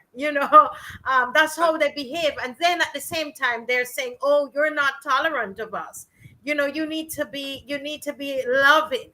And then they make up lies. So I totally get you in terms of the behavior, but we don't hate people. It's the behavior. I can clarify for you exactly what I said, because I'm speaking for me here through my God Yahweh. If we and because I'm speaking tonight as a preacher, if we examine text carefully, the scripture records that outside of the gate were particular behaviors. In Revelation 22, I think it is 15, somewhere around there. It spoke to behaviors, or not behaviors, but people who do these things. For example, if he says, don't you know that no effeminate will inherit the kingdom, or no liar? It never said that lying will not inherit the kingdom, but the person who does it. Further, it speaks to Yahweh hates the wicked in Psalms. He didn't say you hate the things they do alone. So it speaks to an individual, and David said, do I not hate those whom you hate? Not just what you hate. Because we cannot remove, the only way that we can call someone a thief is if they steal. We can tell someone, listen, stealing will burn in the lake of fire, but the thief would go to heaven. Thief. The thief is a person. Exactly. So I understand. Correct. I definitely understand. So from my heart, and I'll tell you why I despise people, and not all of them, but there's certain characteristics that they display towards me and others. It's very deceptive. And we're here to speak tonight about our children. I said to this country and to the Caribbean, the world at large, especially the Caribbean region, in 2016 thereabout, I was on television, I warned, I said, these people are coming after your children. They were not doing it. They weren't doing anything like this in any part of the Caribbean to that extent. I said, I know them, and I've read a book called After the Ball. This book is the most dangerous thing that ever existed, written by Marshall Kirk and Erasty Spill. The book clearly stated that in any part, and was targeting the US in the 1990s, it said how they will overhaul the US's hatred or their refusal to accept homosexuality. And these men strategized carefully.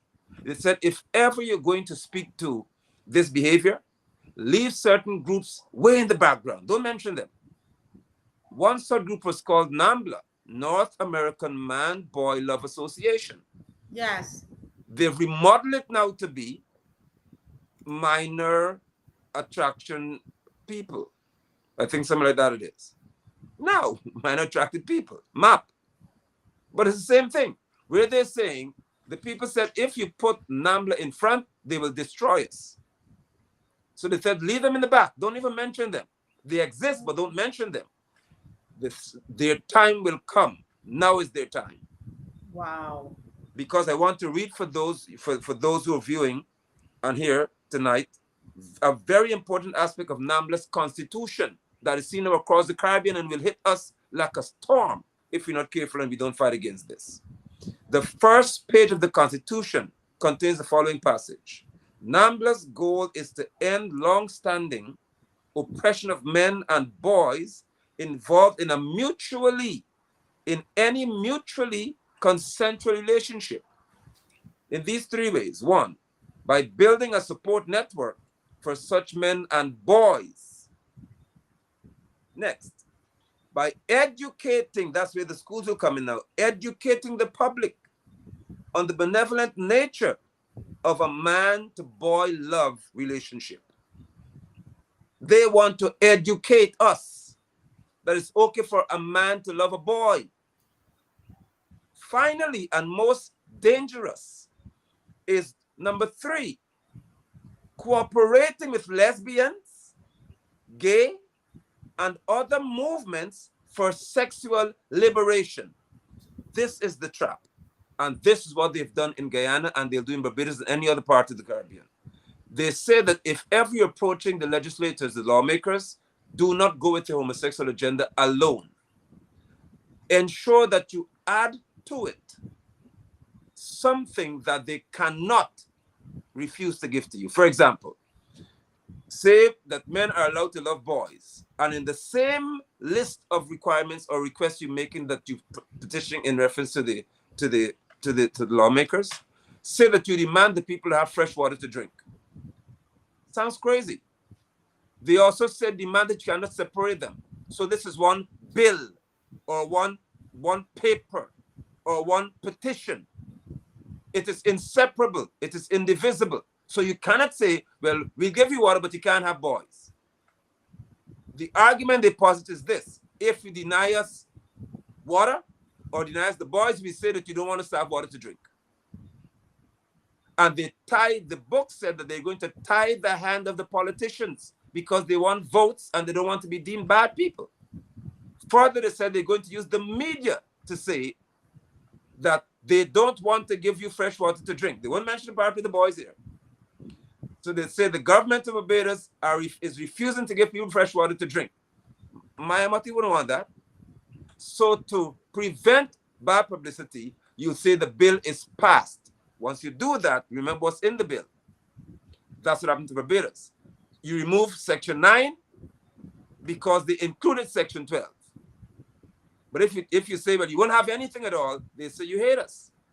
You are hateful. You are against our liberty to have sexual intercourse as grown men. They didn't say that they've attached to that the desire for the Children's Bill Act to be removed. There's a strategy that all parents in the Caribbean must be alert to. And if we're alert to it, you'll do what I have said. I started in the USA. When they introduced this nonsense about gender-neutral bathrooms, I told my children, be home. If they tried it in Guyana to say that at the university level, that's where they start. They want to have gender-neutral bathrooms. I said, no way. Because I knew it was going to come to the schools next. So I said, no. No, there'll be nothing called gender-neutral, anything in Guyana.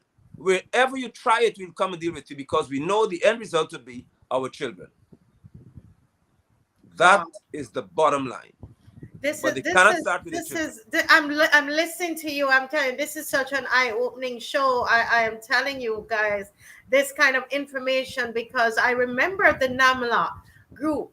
And so that is the genesis and the foundation of the minor attracted persons. Correct. And,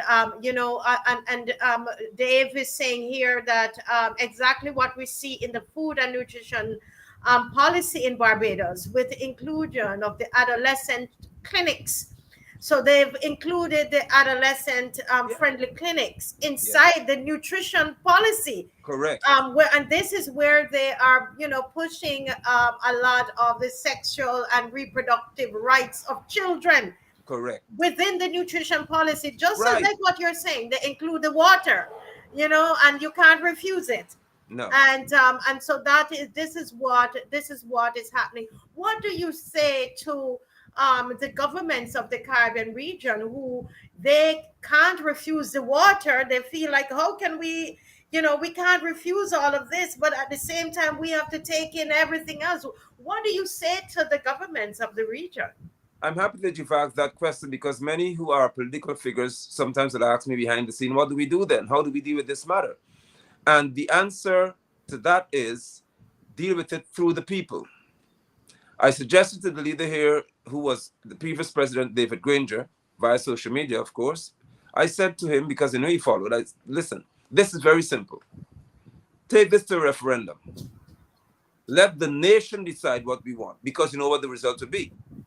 I said, if you go to referendum, you can easily say that the people of the country, because the US talks about the will of the people. Fine, remove yourself as a politician then. Say the people do not want it. When you do that, it gives us, the people now, the right to protect your position. Because we're saying that you're doing what we want, since we're a democratic nation. He refused to go to referendum. And what they did here in Guyana was, the homosexual groups began to pop up and say, no, we are a minority group. We are marginalized and we are small. So why should the masses control what we want? And my response to them was, why should the minority control what the masses want? But first of all, the leaders of the Caribbean should take this to the people, because you know how the people feel. The widest population in the Caribbean do not agree with homosexuality. We protect you there. Secondly, I believe that the governments, as they're called, must teach the people what the government really is. The government includes the people. If you're a republic or you're democratic, the people govern. Democracy, people govern. So let us govern. We are governed through representation. In essence, then, you represent what we want. You don't tell us what we want. So everyone who's elected in a nation in the Caribbean, and most of them function in that manner, you are an elected representative of the people. So if the people say to you that we don't want this, then you cannot tell us that you're the government to tell us what something else.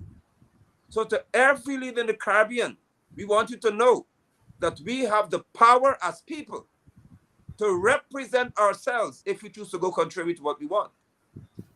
And that's the third thing that they don't want to deal with, where the people decide that if you cannot represent us, we shall represent ourselves, because we shall defend the interests of our children.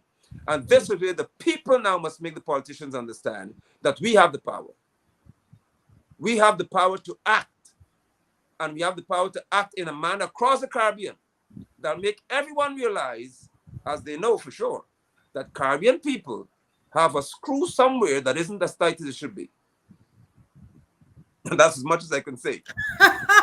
We have certain screws in our heads. Yes. Yeah, they aren't as tight as they're supposed to be. Not too tight. I tell you, I am. Not when it comes you, to our children. I am when you start to touch our children, that's where the war is. There's an outright war.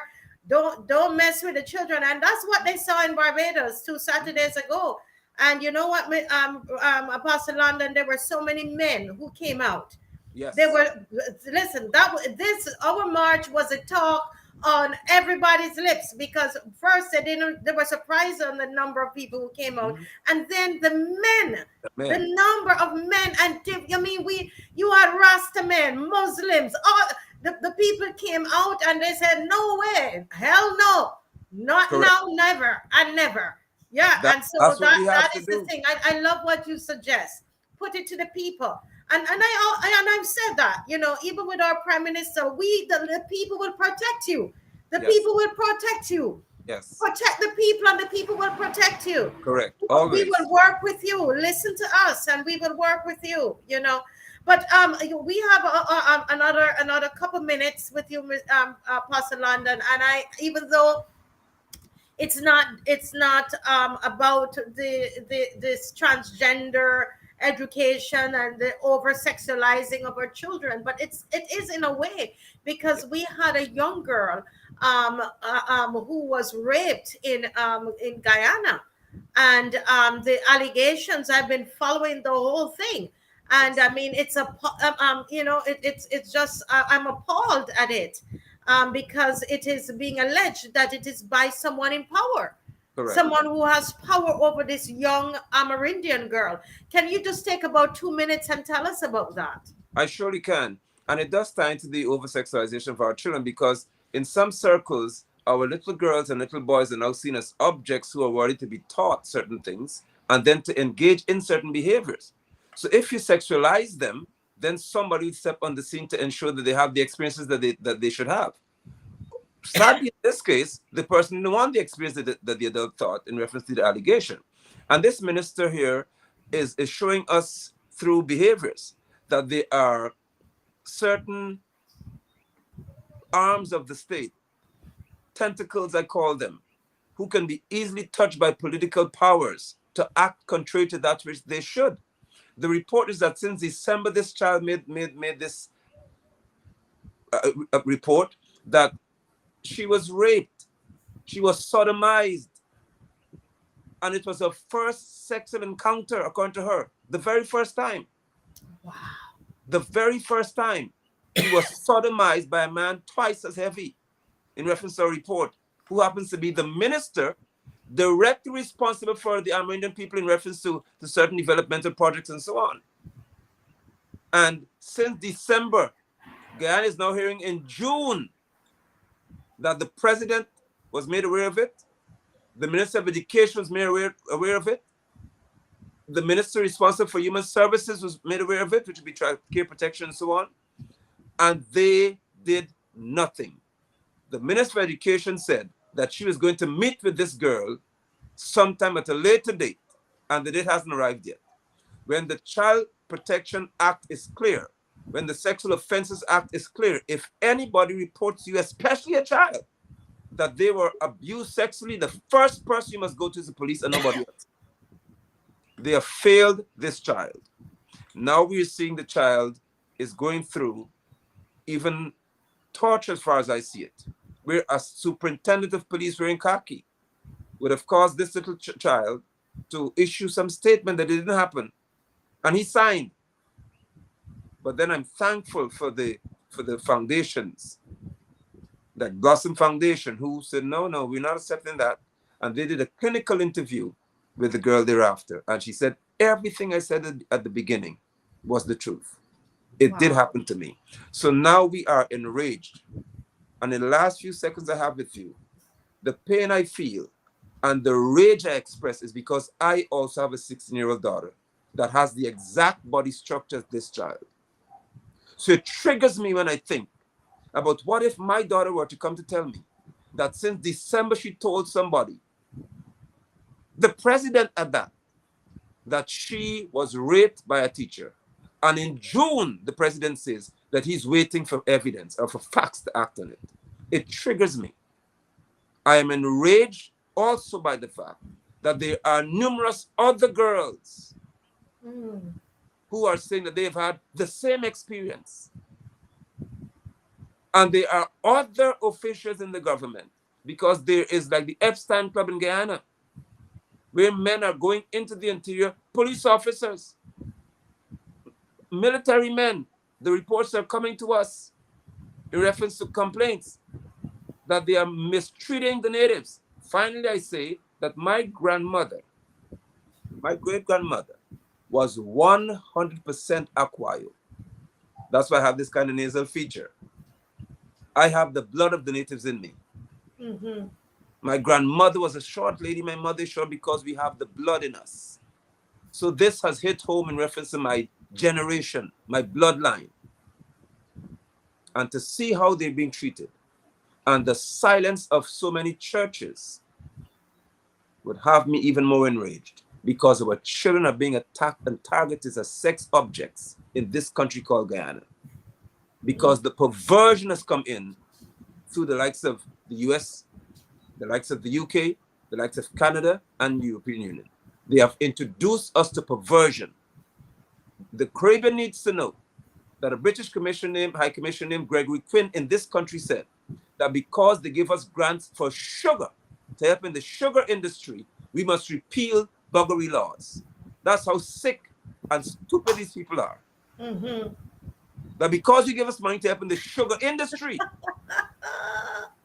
by now we should repeal laws for buggery. Not here.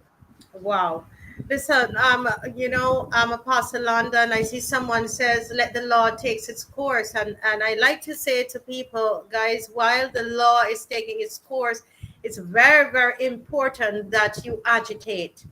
Do not, because they tell you that the law is going to be, it's in the hands of the law. You've got to agitate. You cannot sit by, especially for things like this. That if this child didn't speak out, it would have been swept under the rug. So, and that's why Apostle London, I'm encouraging Guyana to stand with Apostle London and all the other protests that I see happening. I see a protest happening in New York. Guyanese from New York are protesting. Join with them. It could be your child. Do not sit on the sidelines. Do not sit on the sidelines. Join all these protests. And it's not about you interfering with the law. What you're doing is making sure the law is enforced. Exactly. That's how you get things done. Exactly. You must speak out. Yeah, I dare say, because I know that statement is being thrown around a lot, let the law take its course. The first thing that law must appear to be is fair and just. And the law must be trusted in the hands of those who meant to enforce it.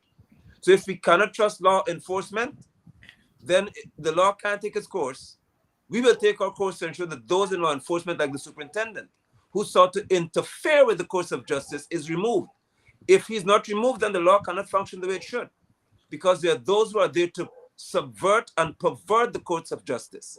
So we're not going to sit back to say that the law must take its course, because if the law is taking its course, then the superintendent who sought to make the girls, who the girls sign something before, should be removed. That's Correct. also the law. Correct. The minister who said that she'll meet with the girl later on should be jailed or fined, because she is the one who presented the bill, I think, about the Sexual Offences Act of 2009 or 10.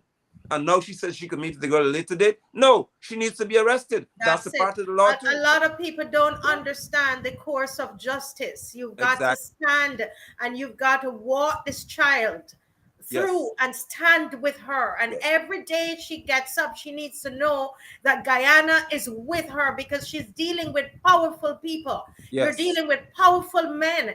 And for some reason, they treat the Amerindians like they're nothing. And so she feels powerless. Her family can't stand up to these people. So you have to stand up. I agree with you. So stop that. Stop that, guys. Stop that. Don't you ever say that. We must, the course of justice, and we must hold them accountable. Very important. Apostle London, thank you so much. Thank you so much. This has been so enlightening.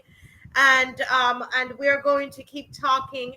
Again, we want to encourage you to come over to Barbados. I look forward to it. July 8th, there's going to be a big rally here in Barbados. And we're inviting people over. Those who are if you're watching from Bahamas, on Saturday, they have their rally there. And when Mr. London is having his rally in Guyana, please let us know. We want to come over to Guyana. All right. Thank you, Reverend London. God bless you. Guys, oh my goodness. This has been so rich, isn't it? Robert John. Robert John, yes, we have a sick bunch of cowards at the top. They're not powerful. Wicked is the word. Hi, Sherry, Melanie London. The law is, Melanie London said, the law in the hands of the lawmakers is manipulated, interpreted for their benefits. Money controls justice. When the people of a land sit quietly amidst injustices and oppression of the poor. Correct. And I just want to really thank you. His land says, stand against injustice in all forms. Corrine, thank you, Corrine. Oh my goodness, so many people. Sunshine Leon said the governments are the enemy of the people, having kowtowed the demagogues of the World Economic Forum, globalist satanic agenda. Therefore, they are not interested in ordinary people. Yeah. Yes. Rose Spelling says, the young lady in Guyana is one brave young lady, and I commend her. Those in authority are wicked. This whole situation is sickening and heartless. The silence of the churches and people in society is deafening. Well, guys, we have one final guest, and listen. I believe we left the best wine for last, and he's Mr. Umar Abdullah. Umar Abdullah from Trinidad and Tobago. And I know he's tired there because he's been going and doing a lot of work. This is one of the hardest working man in the Caribbean. And I wrote something down, and I wrote this down this evening as I thought about you, Mr. Abdullah. I said, a voice for the voiceless, kind-hearted and genuine. That's what I wrote in my book here. And that's the truth from my heart, because that's how you are. I was in Trinidad with you when I first, started to get information about this. And it was through the first wave movement that Mr. Abdullah is the head of, that really began to I would have to say, began to teach me about a lot of what was happening around the world. And I would have heard it from Dr. Veronica Evelyn, another stalwart in this, but it was when I went to Trinidad and they had my rapt attention that persons like Umar Abdullah, Naeem, and these wonderful brothers, you know, took me aside and explained to me and taught me on what was happening globally. And I saw how they stood up for the voiceless in Trinidad, and their kind-heartedness, right? And so you know, I really really appreciate what you do. So Umar Abdullah, welcome. I was talking about you like you're not, like you don't, you weren't there, but I so appreciate you and the first wave Thank movement, you. and from my Mm. heart for what you do for Trinidad. God bless you, sir. Thank you, Marcia, and uh, thank you for having me again.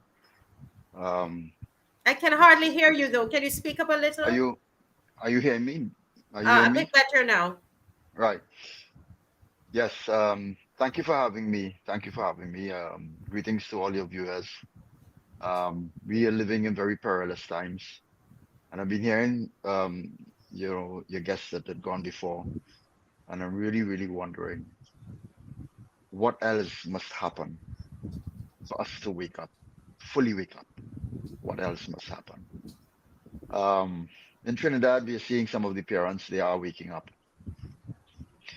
They are, some of them are fully awake now, and they have been, raising their voices and letting their voices be heard. Um, a number of issues has presented itself before us here in Trinidad and Tobago, and we are trying to deal with it. As you would have probably recognized, a lot of information has been circulating on social media, a lot of photographs of books and booklets and so on and so forth. Um, one one one common name that's been called in all of this, RIK, Roland Ishmael Khan's Services Limited. It's a book outlet. Sells a lot of books. It's the largest bookstore in Trinidad and Tobago, and they have a lot of branches all over Trinidad and Tobago. And they are the only establishment that's actually selling these books. We have gone in other bookstores and we have not seen it in the other bookstores. There is an initiative by the international school, though, I understand, where they have taken an old phone booth and converted it into a library. And that library is packed and filled with these filthy books. Um, I am asking persons who are living close by to that school to pay that school a visit and look at those books yourself and be the judge yourself. Understand what is happening in this country. You're asking parents to visit the RIK bookstore closest to you and go into the bookstore and find out what's happening, what's selling. Have a chat with the manager, which we did, and very sad to say, Ishmael RIK Roland Ishmael Khan Services Limited has been very disrespectful to Trinidadians over the past couple of days. They have shown us gross disrespect, and they have indicated, they've practically shown us the middle finger. And we are not going to tolerate that in Trinidad and Tobago.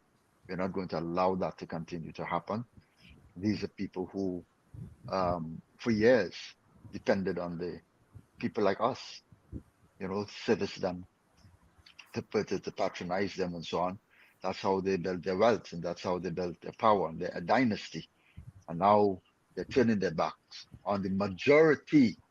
They're turning their backs on the majority and facilitating the minority. That's what they're doing. All right. And we're asking the question, who's facilitating? Who's paying for all of this? They have to be getting some encouragement from somewhere. All right.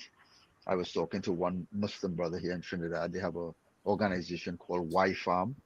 It's a it's a youth organization that focuses on agriculture and sustainable living and food security and all of that. And they actually train young people and to get into agriculture and you know planting the land and feeding themselves and learning how to battle amongst themselves and so on and so forth. A really wonderful program. So they would have printed some textbooks, teaching young people how it is to go about these different activities and so on, getting themselves more involved, more attached to the land, more attached to involving themselves in planting and producing food for themselves and for the nation. And they would have approached RIK to sell those books in RIK. And RIK refused them. But they have accepted the challenge to sell these rubbish in their stores. I went in there today and we actually, I would have posted out the video already, the interaction that we had with them in the store itself. And the guy he bought a book. That's the rainbow book that he bought. I'm a rainbow. On the back cover, it says I'm a rainbow too. And the drag queen pictured on the back cover of the book, dressed in, I don't know, a she type of clothing. I can't describe it. All right. And they're expecting children ages 8 to 10 to buy these books and to read these books. I asked a simple question. What type of education? What is the objective? Are you buying a book like this and giving it to a child? What do you intend to achieve at the end of the child reading that book? You tell me. He couldn't answer the question. He was dumbfounded. If you look at the video, you'll see it yourself. It is all in the video. I sent it out, a TikTok video. So the Ministry of Education is lying and deceiving the people as usual. Remember when the Prime Minister came and told us, I'm not shutting down Petrotrin? In case you didn't hear me the first time you were closing your fish jaw, we are not shutting down Petrotrin. Before the air around his mouth even dried up, he shut it down. Displaced hundreds of persons, displaced them from their jobs, destroyed hundreds of families, and caused the closure of over 285 businesses in the South land alone. This is the wickedness of this administration that we see playing out in the Ministry of Education right now. All right. And Dolly has a lot to answer because I'm going there tomorrow evening at 2:30. I'm going to mount a protest in front of the Ministry of Education tomorrow. I'm prepared to camp out and take up residence outside the Ministry of Education. I am not moving until they secede to our demands. I'm not moving. And that's what we're Wow. going to do tomorrow. So that's tomorrow. What time will you be there? 2:30 in the evening. I wrote the Commissioner of Police this morning and I indicated to her my intentions to go in there to protest and, give her all the reasons why we need to go there and protest and why the police needs to support us. Because I would have said on the video today, if Dolly is thinking she's going to get the support of the police, she's not going to get the support of the police. These police officers, they have children, boys and girls, and they don't want their boys and girls to go sit in a classroom where on the right sits a boy whose mother and father is both male and male. And on the left sits a girl whose mother and father is two females. And at the front of him sits a boy who identifies as a girl. And at the back of him sits a girl who identifies as a boy. These people has been listed on the list of mental disorders on the Psychiatric Association of America, and they're classed as a mental disorder. Homosexuals, all these persons who are indicating this type of behavior, all right, they have a mental disorder. So why are you insisting that my child sits with a person who has a mental disorder? They need to be seen as psychiatrists. They need to be speaking to a psychiatrist, not to my child. My child is not qualified. My child is not qualified to speak to a mentally deranged person. All right? And let's get it right. We are not hating you. We're hating what you do. We are hating what you do. We're hating your lifestyle. And we don't want it. All right? Keep it to yourself. Lock it up in your room, at home, in your house. Lock it there and keep it there. We don't want it outside. And we're going to teach you a lesson in Trinidad and Tobago. I got a threatening call today on my phone. Person blocked their number and called me. I usually take all calls, whether it's blocked or not. And I was threatened. I believe it was recorded on my phone. I will have to check back later tonight to see if I catch the recording. This is the attitude of these people.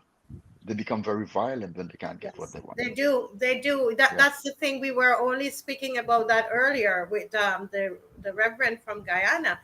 That Mm. they will do the worst things. They try to shut down our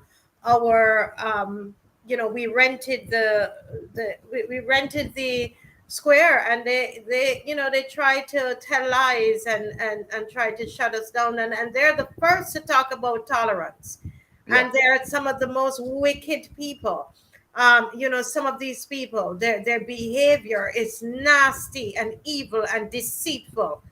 So I totally understand and we need to understand what we're dealing with, and not try to be so passive around them, because they'll try to kill you. Yeah. And they're breaking the laws. Roland Ishmael Khan Services Limited, they're breaking all the laws. Trinidad and Tobago government are breaking the laws. The Ministry of Education, they're breaking the laws. Custom and Excise, Hmm. they're breaking the laws as well. They're allowing these books to come into Trinidad and Tobago, knowing fully well these books have been published for children ages 8 to 10 years. All right. Most of the books are like that. And you know fully well the contents of that book. It is not age appropriate. All right. It is not age appropriate. And so, the persons who acquire these books, obviously, if adult buys it, they're not buying it for themselves. They're buying it for children who are 8 years and 10 years Mm-hmm. to sexualize these children from a very early age. Right. They're molding them. All right. That's what they're doing. And obviously, when these children are all acted up and fired up, how are they going to gratify themselves? Of course, you will be there to help them. These sick, perverted people. Sick and perverted. You understand? It's only because I am a man of God. It's only because I'm a man of God, and Almighty God taught me tolerance. He taught me to be loving. He taught me to be kind. He taught me to be generous. And I'm being all of that to these people. All right? We're living in the same space, and I recognize you as for who you are. But I'm not pushing my way on down your throat. I'm not coming to you and telling you you have to accept Islam or else. I'm not pushing my way down your throat. I speak to many people on a regular basis, every single day, Marcia, Mm-hmm. and nobody can ever come and tell me or say to anybody that Umar Abdullah asked them to accept Islam. Mm-hmm. I've never done it. I live by example. Mm-hmm. And if it is you see by my example that you're interested or you want to be like me or you want to live like me, okay, you come and you tell me you want to be Muslim, well, okay, Alhamdulillah. I have no issues with that. I will tell you now what a Muslim is. Who is a Muslim? Teach you a little about the religion and make sure that you understand what you're getting yourself involved in, right? Because we're not about building numbers, all right? So I'm not about that. I'm not about arguing religion and arguing race and these type of things. No, I'm about goodness, progressiveness. You understand? Positive progressiveness. I want my children to grow up like children. All right. I don't want them to be confused. That's what you're trying to do with our children. Make them confused. Some of our students are being denied the national examination because they don't want to take the survey. The Ministry of Education, I think somebody would have said they released a copy of the survey, and it showed to be,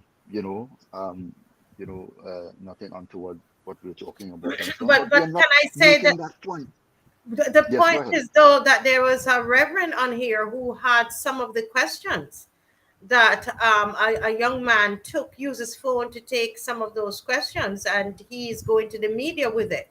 That there Right. were some questions that were inappropriate for children. Exactly. Exactly. Now, what is happening is that they're they're releasing some information, but they're making up the information and releasing it to make the people believe that that nothing was wrong with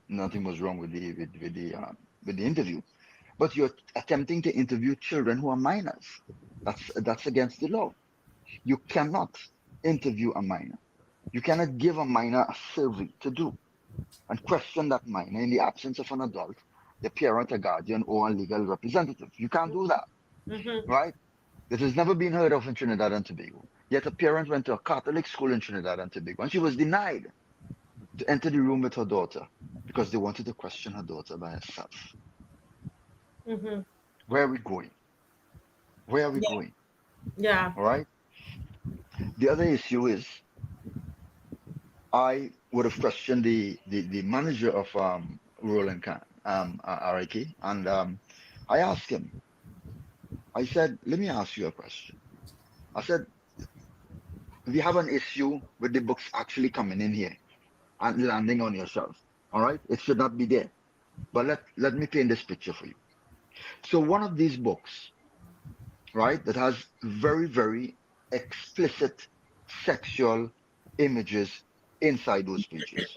All right, it's a pornography book. If you open it and you look at it, it's a pornography book. What's the All age right, range? What's the age? eight, 8 to 10 years. Wow, and it's a pornography book at RIK Yes, in Trinidad. yes. So I asked one of my members, that's Rajesh. I Hmm. asked him to go to RIK and, find out what's happening with those books and so on. See if you see the books on the shelf. Because when we got the photographs, we saw one of the stickers, RIK stickers on the books. So when he got there, he was speaking to the young lady, and the young lady was telling him, well, yes, we have the books and so on. So yeah, I was asking her, where are the books? She said, we have it at the back. She said, well, why you have it at the back? It's for children, not so. Why not at the front? She said, because of the contents of the book.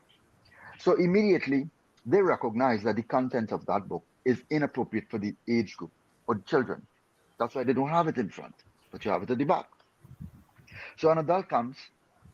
So the manager went through the whole array first. He said, well, we don't sell, adult material to children.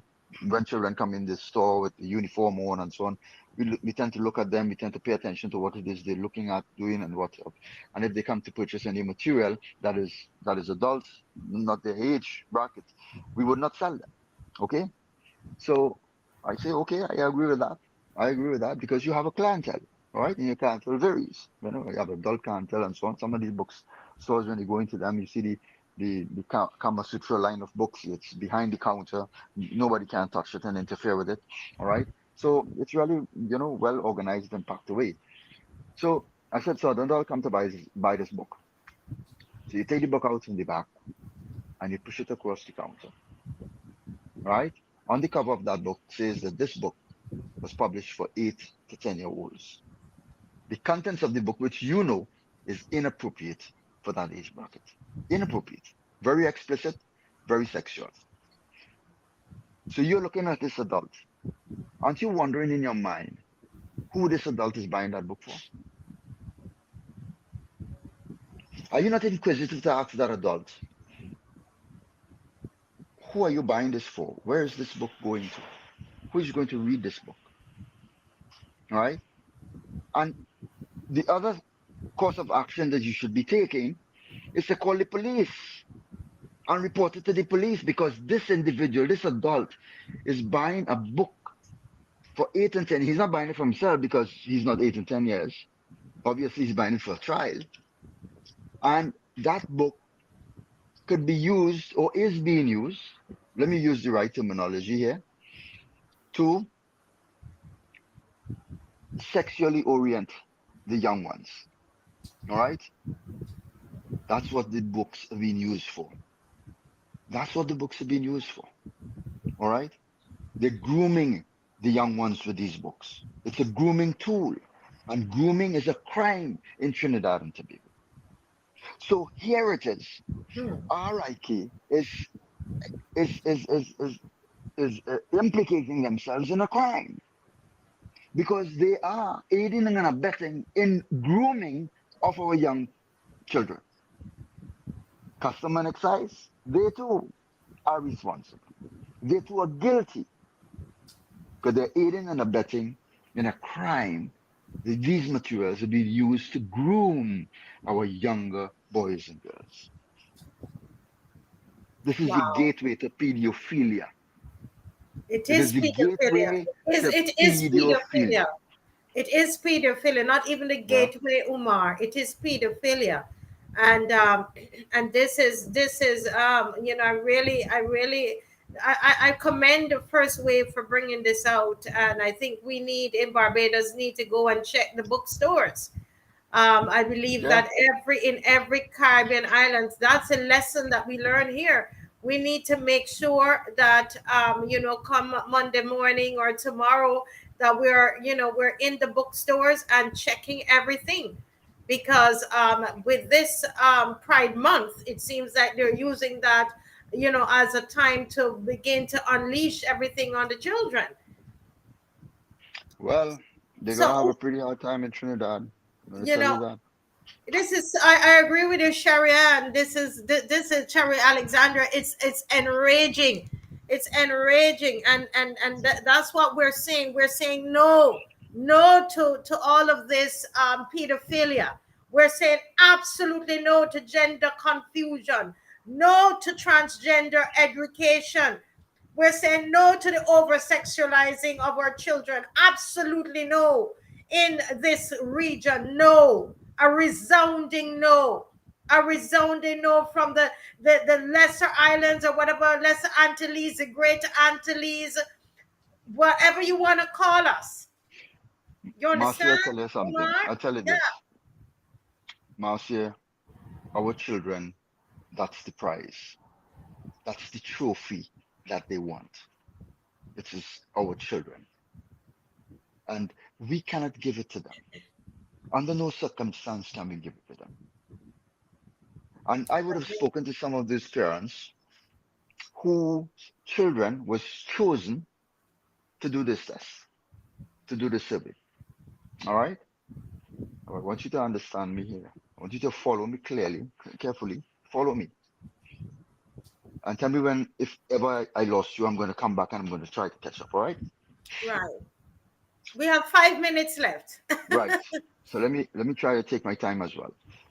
The parents whose children was selected, they were Mhm. contacted via email and told to come, in some cases, at the school to collect the form, etc., and sign the consent forms, etc., etc. Some of the parents signed it. They called me. They said they're sorry they signed it. I said, well, don't send the children to take the test. They can't do anything. All right? Just don't send them. But anyways, when we asked the parents, because we got suspicious of something, all right, because of what one parent told us. And we started to ask all the parents the same question about their child and if there's any common denominator between all these children. And Mm. there was, Marcia. But here the other question. How did the Ministry of Education know that these children had more or less the same common denominator? How did they know that? Who gave them that information? The parents didn't give it to them. No, the parents didn't give it to them. They would have probably gotten it from the principal or the teachers in the school. Wouldn't they have? Mm. Or, So you're or, saying you're thinking or they're perhaps profiling the children? exactly that's what they're doing. That's the criteria they're using to select these children. That's the criteria. And they have 5 clinics in Trinidad that have their selected. We have the booklet on it. We have the booklet. Anyone who's played ball and want me to, I'll send it to you. All right. 5 clinics that they've selected where they are using these clinics to treat with these children in whatever way or form that they want. They want to experiment with our children. That's what they want to do. And the parents are signing away that right and giving it away to these devils. Mm. To these devils. That's what they're doing. And I'll Mm. make one last point before we leave, Marcia. The Yes. Muslims are celebrating Eid ul-Adha, right? It's a very, very sacred, special occasion for us this time of the year, where the first 10 days in the month of the Hijrah, this is the holy month where Muslims go and perform the pilgrimage to Mecca. All right. We are celebrating Abraham, our father, our prophet. All right. And he was ordered within this period, he was ordered to sacrifice his son. The Christians knows this story. You all know the story. Mm-hmm. He was ordered to sacrifice his son. And when he was about to sacrifice his son, because of his show of faith and resoluteness in his belief in Almighty God told him, give him a substitution, which was the ram, and he sacrificed the ram instead. This time, we are being asked to sacrifice our children. Similarly, like Abraham was asked to sacrifice his. But the difference between Abraham and us, Almighty God asked him, the devil is asking us to sacrifice our children. Mm. Mm. Right? We are not going to do it. And there's a ritual that is performed in the Hajj where the Muslims, they gather pebbles and they gather stones and they go to the Jamrock and they stone the Satan, they stone the devil. All right? They stone the devil.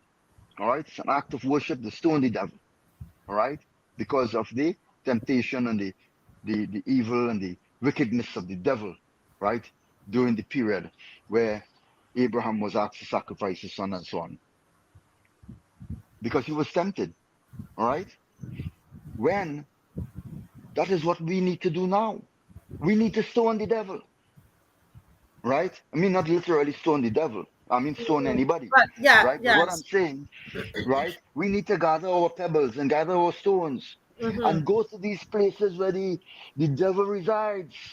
And we have to stone them. We have to stone them. And this is figuratively, of course. We have to Figuratively, because stone we're not them. advocating violence. Yes. But We have to you stone know, them.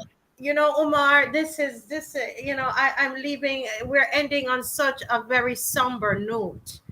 To be honest with you, Umar, this is it's almost like things have escalated since you were last here, and I'm glad that you have someone that is so resolute like yourself and your entire first wave movement team, and and also the reverend who was on, Bishop Gill, that was on as well. And I think it would be good to connect with him because I know you work with everybody. This is some TT response. We've did a lot Yes, of work with city response. Yes, we yes, did. TT Yes. response, and to really come together on this issue here. And I tell you, I'm hoping as it heats up to be able to fly over to Trinidad to give you support. Yes, Yes, and we love that. We love that very much. I am going to be calling on all the religious heads and all the heads of different organizations, civil society, and so on to come and meet me there. Let's collaborate. Let's join our forces, and let's tell the Ministry of Education what we expect of them. And I've always said it, Marcia. The First Wave Movement is not here to remove any government. We are not a political organization. We're here to ensure the government does what is right. We're here to call them to account. All right? We have no problem in you remaining in power and occupying the offices and so on. But when you use those offices to oppress the people in your country and to deny the people in your country, then we have a problem. yes. Right? So we're going to give you an ultimatum. We're going to ask you to sign an MOU. All right? I've discussed this with my lawyers already. We want the Ministry of Education to sign an MOU. The government of Trinidad will sign an MOU, the First Wave Movement, indicating certain things that they're not going to introduce this into the schools. They're not going to sign the pandemic accord, and they're going to stop and halt the injections, etc. A number of things. And we are saying to them that if you don't do this, we are not moving from in front of the Ministry of Education.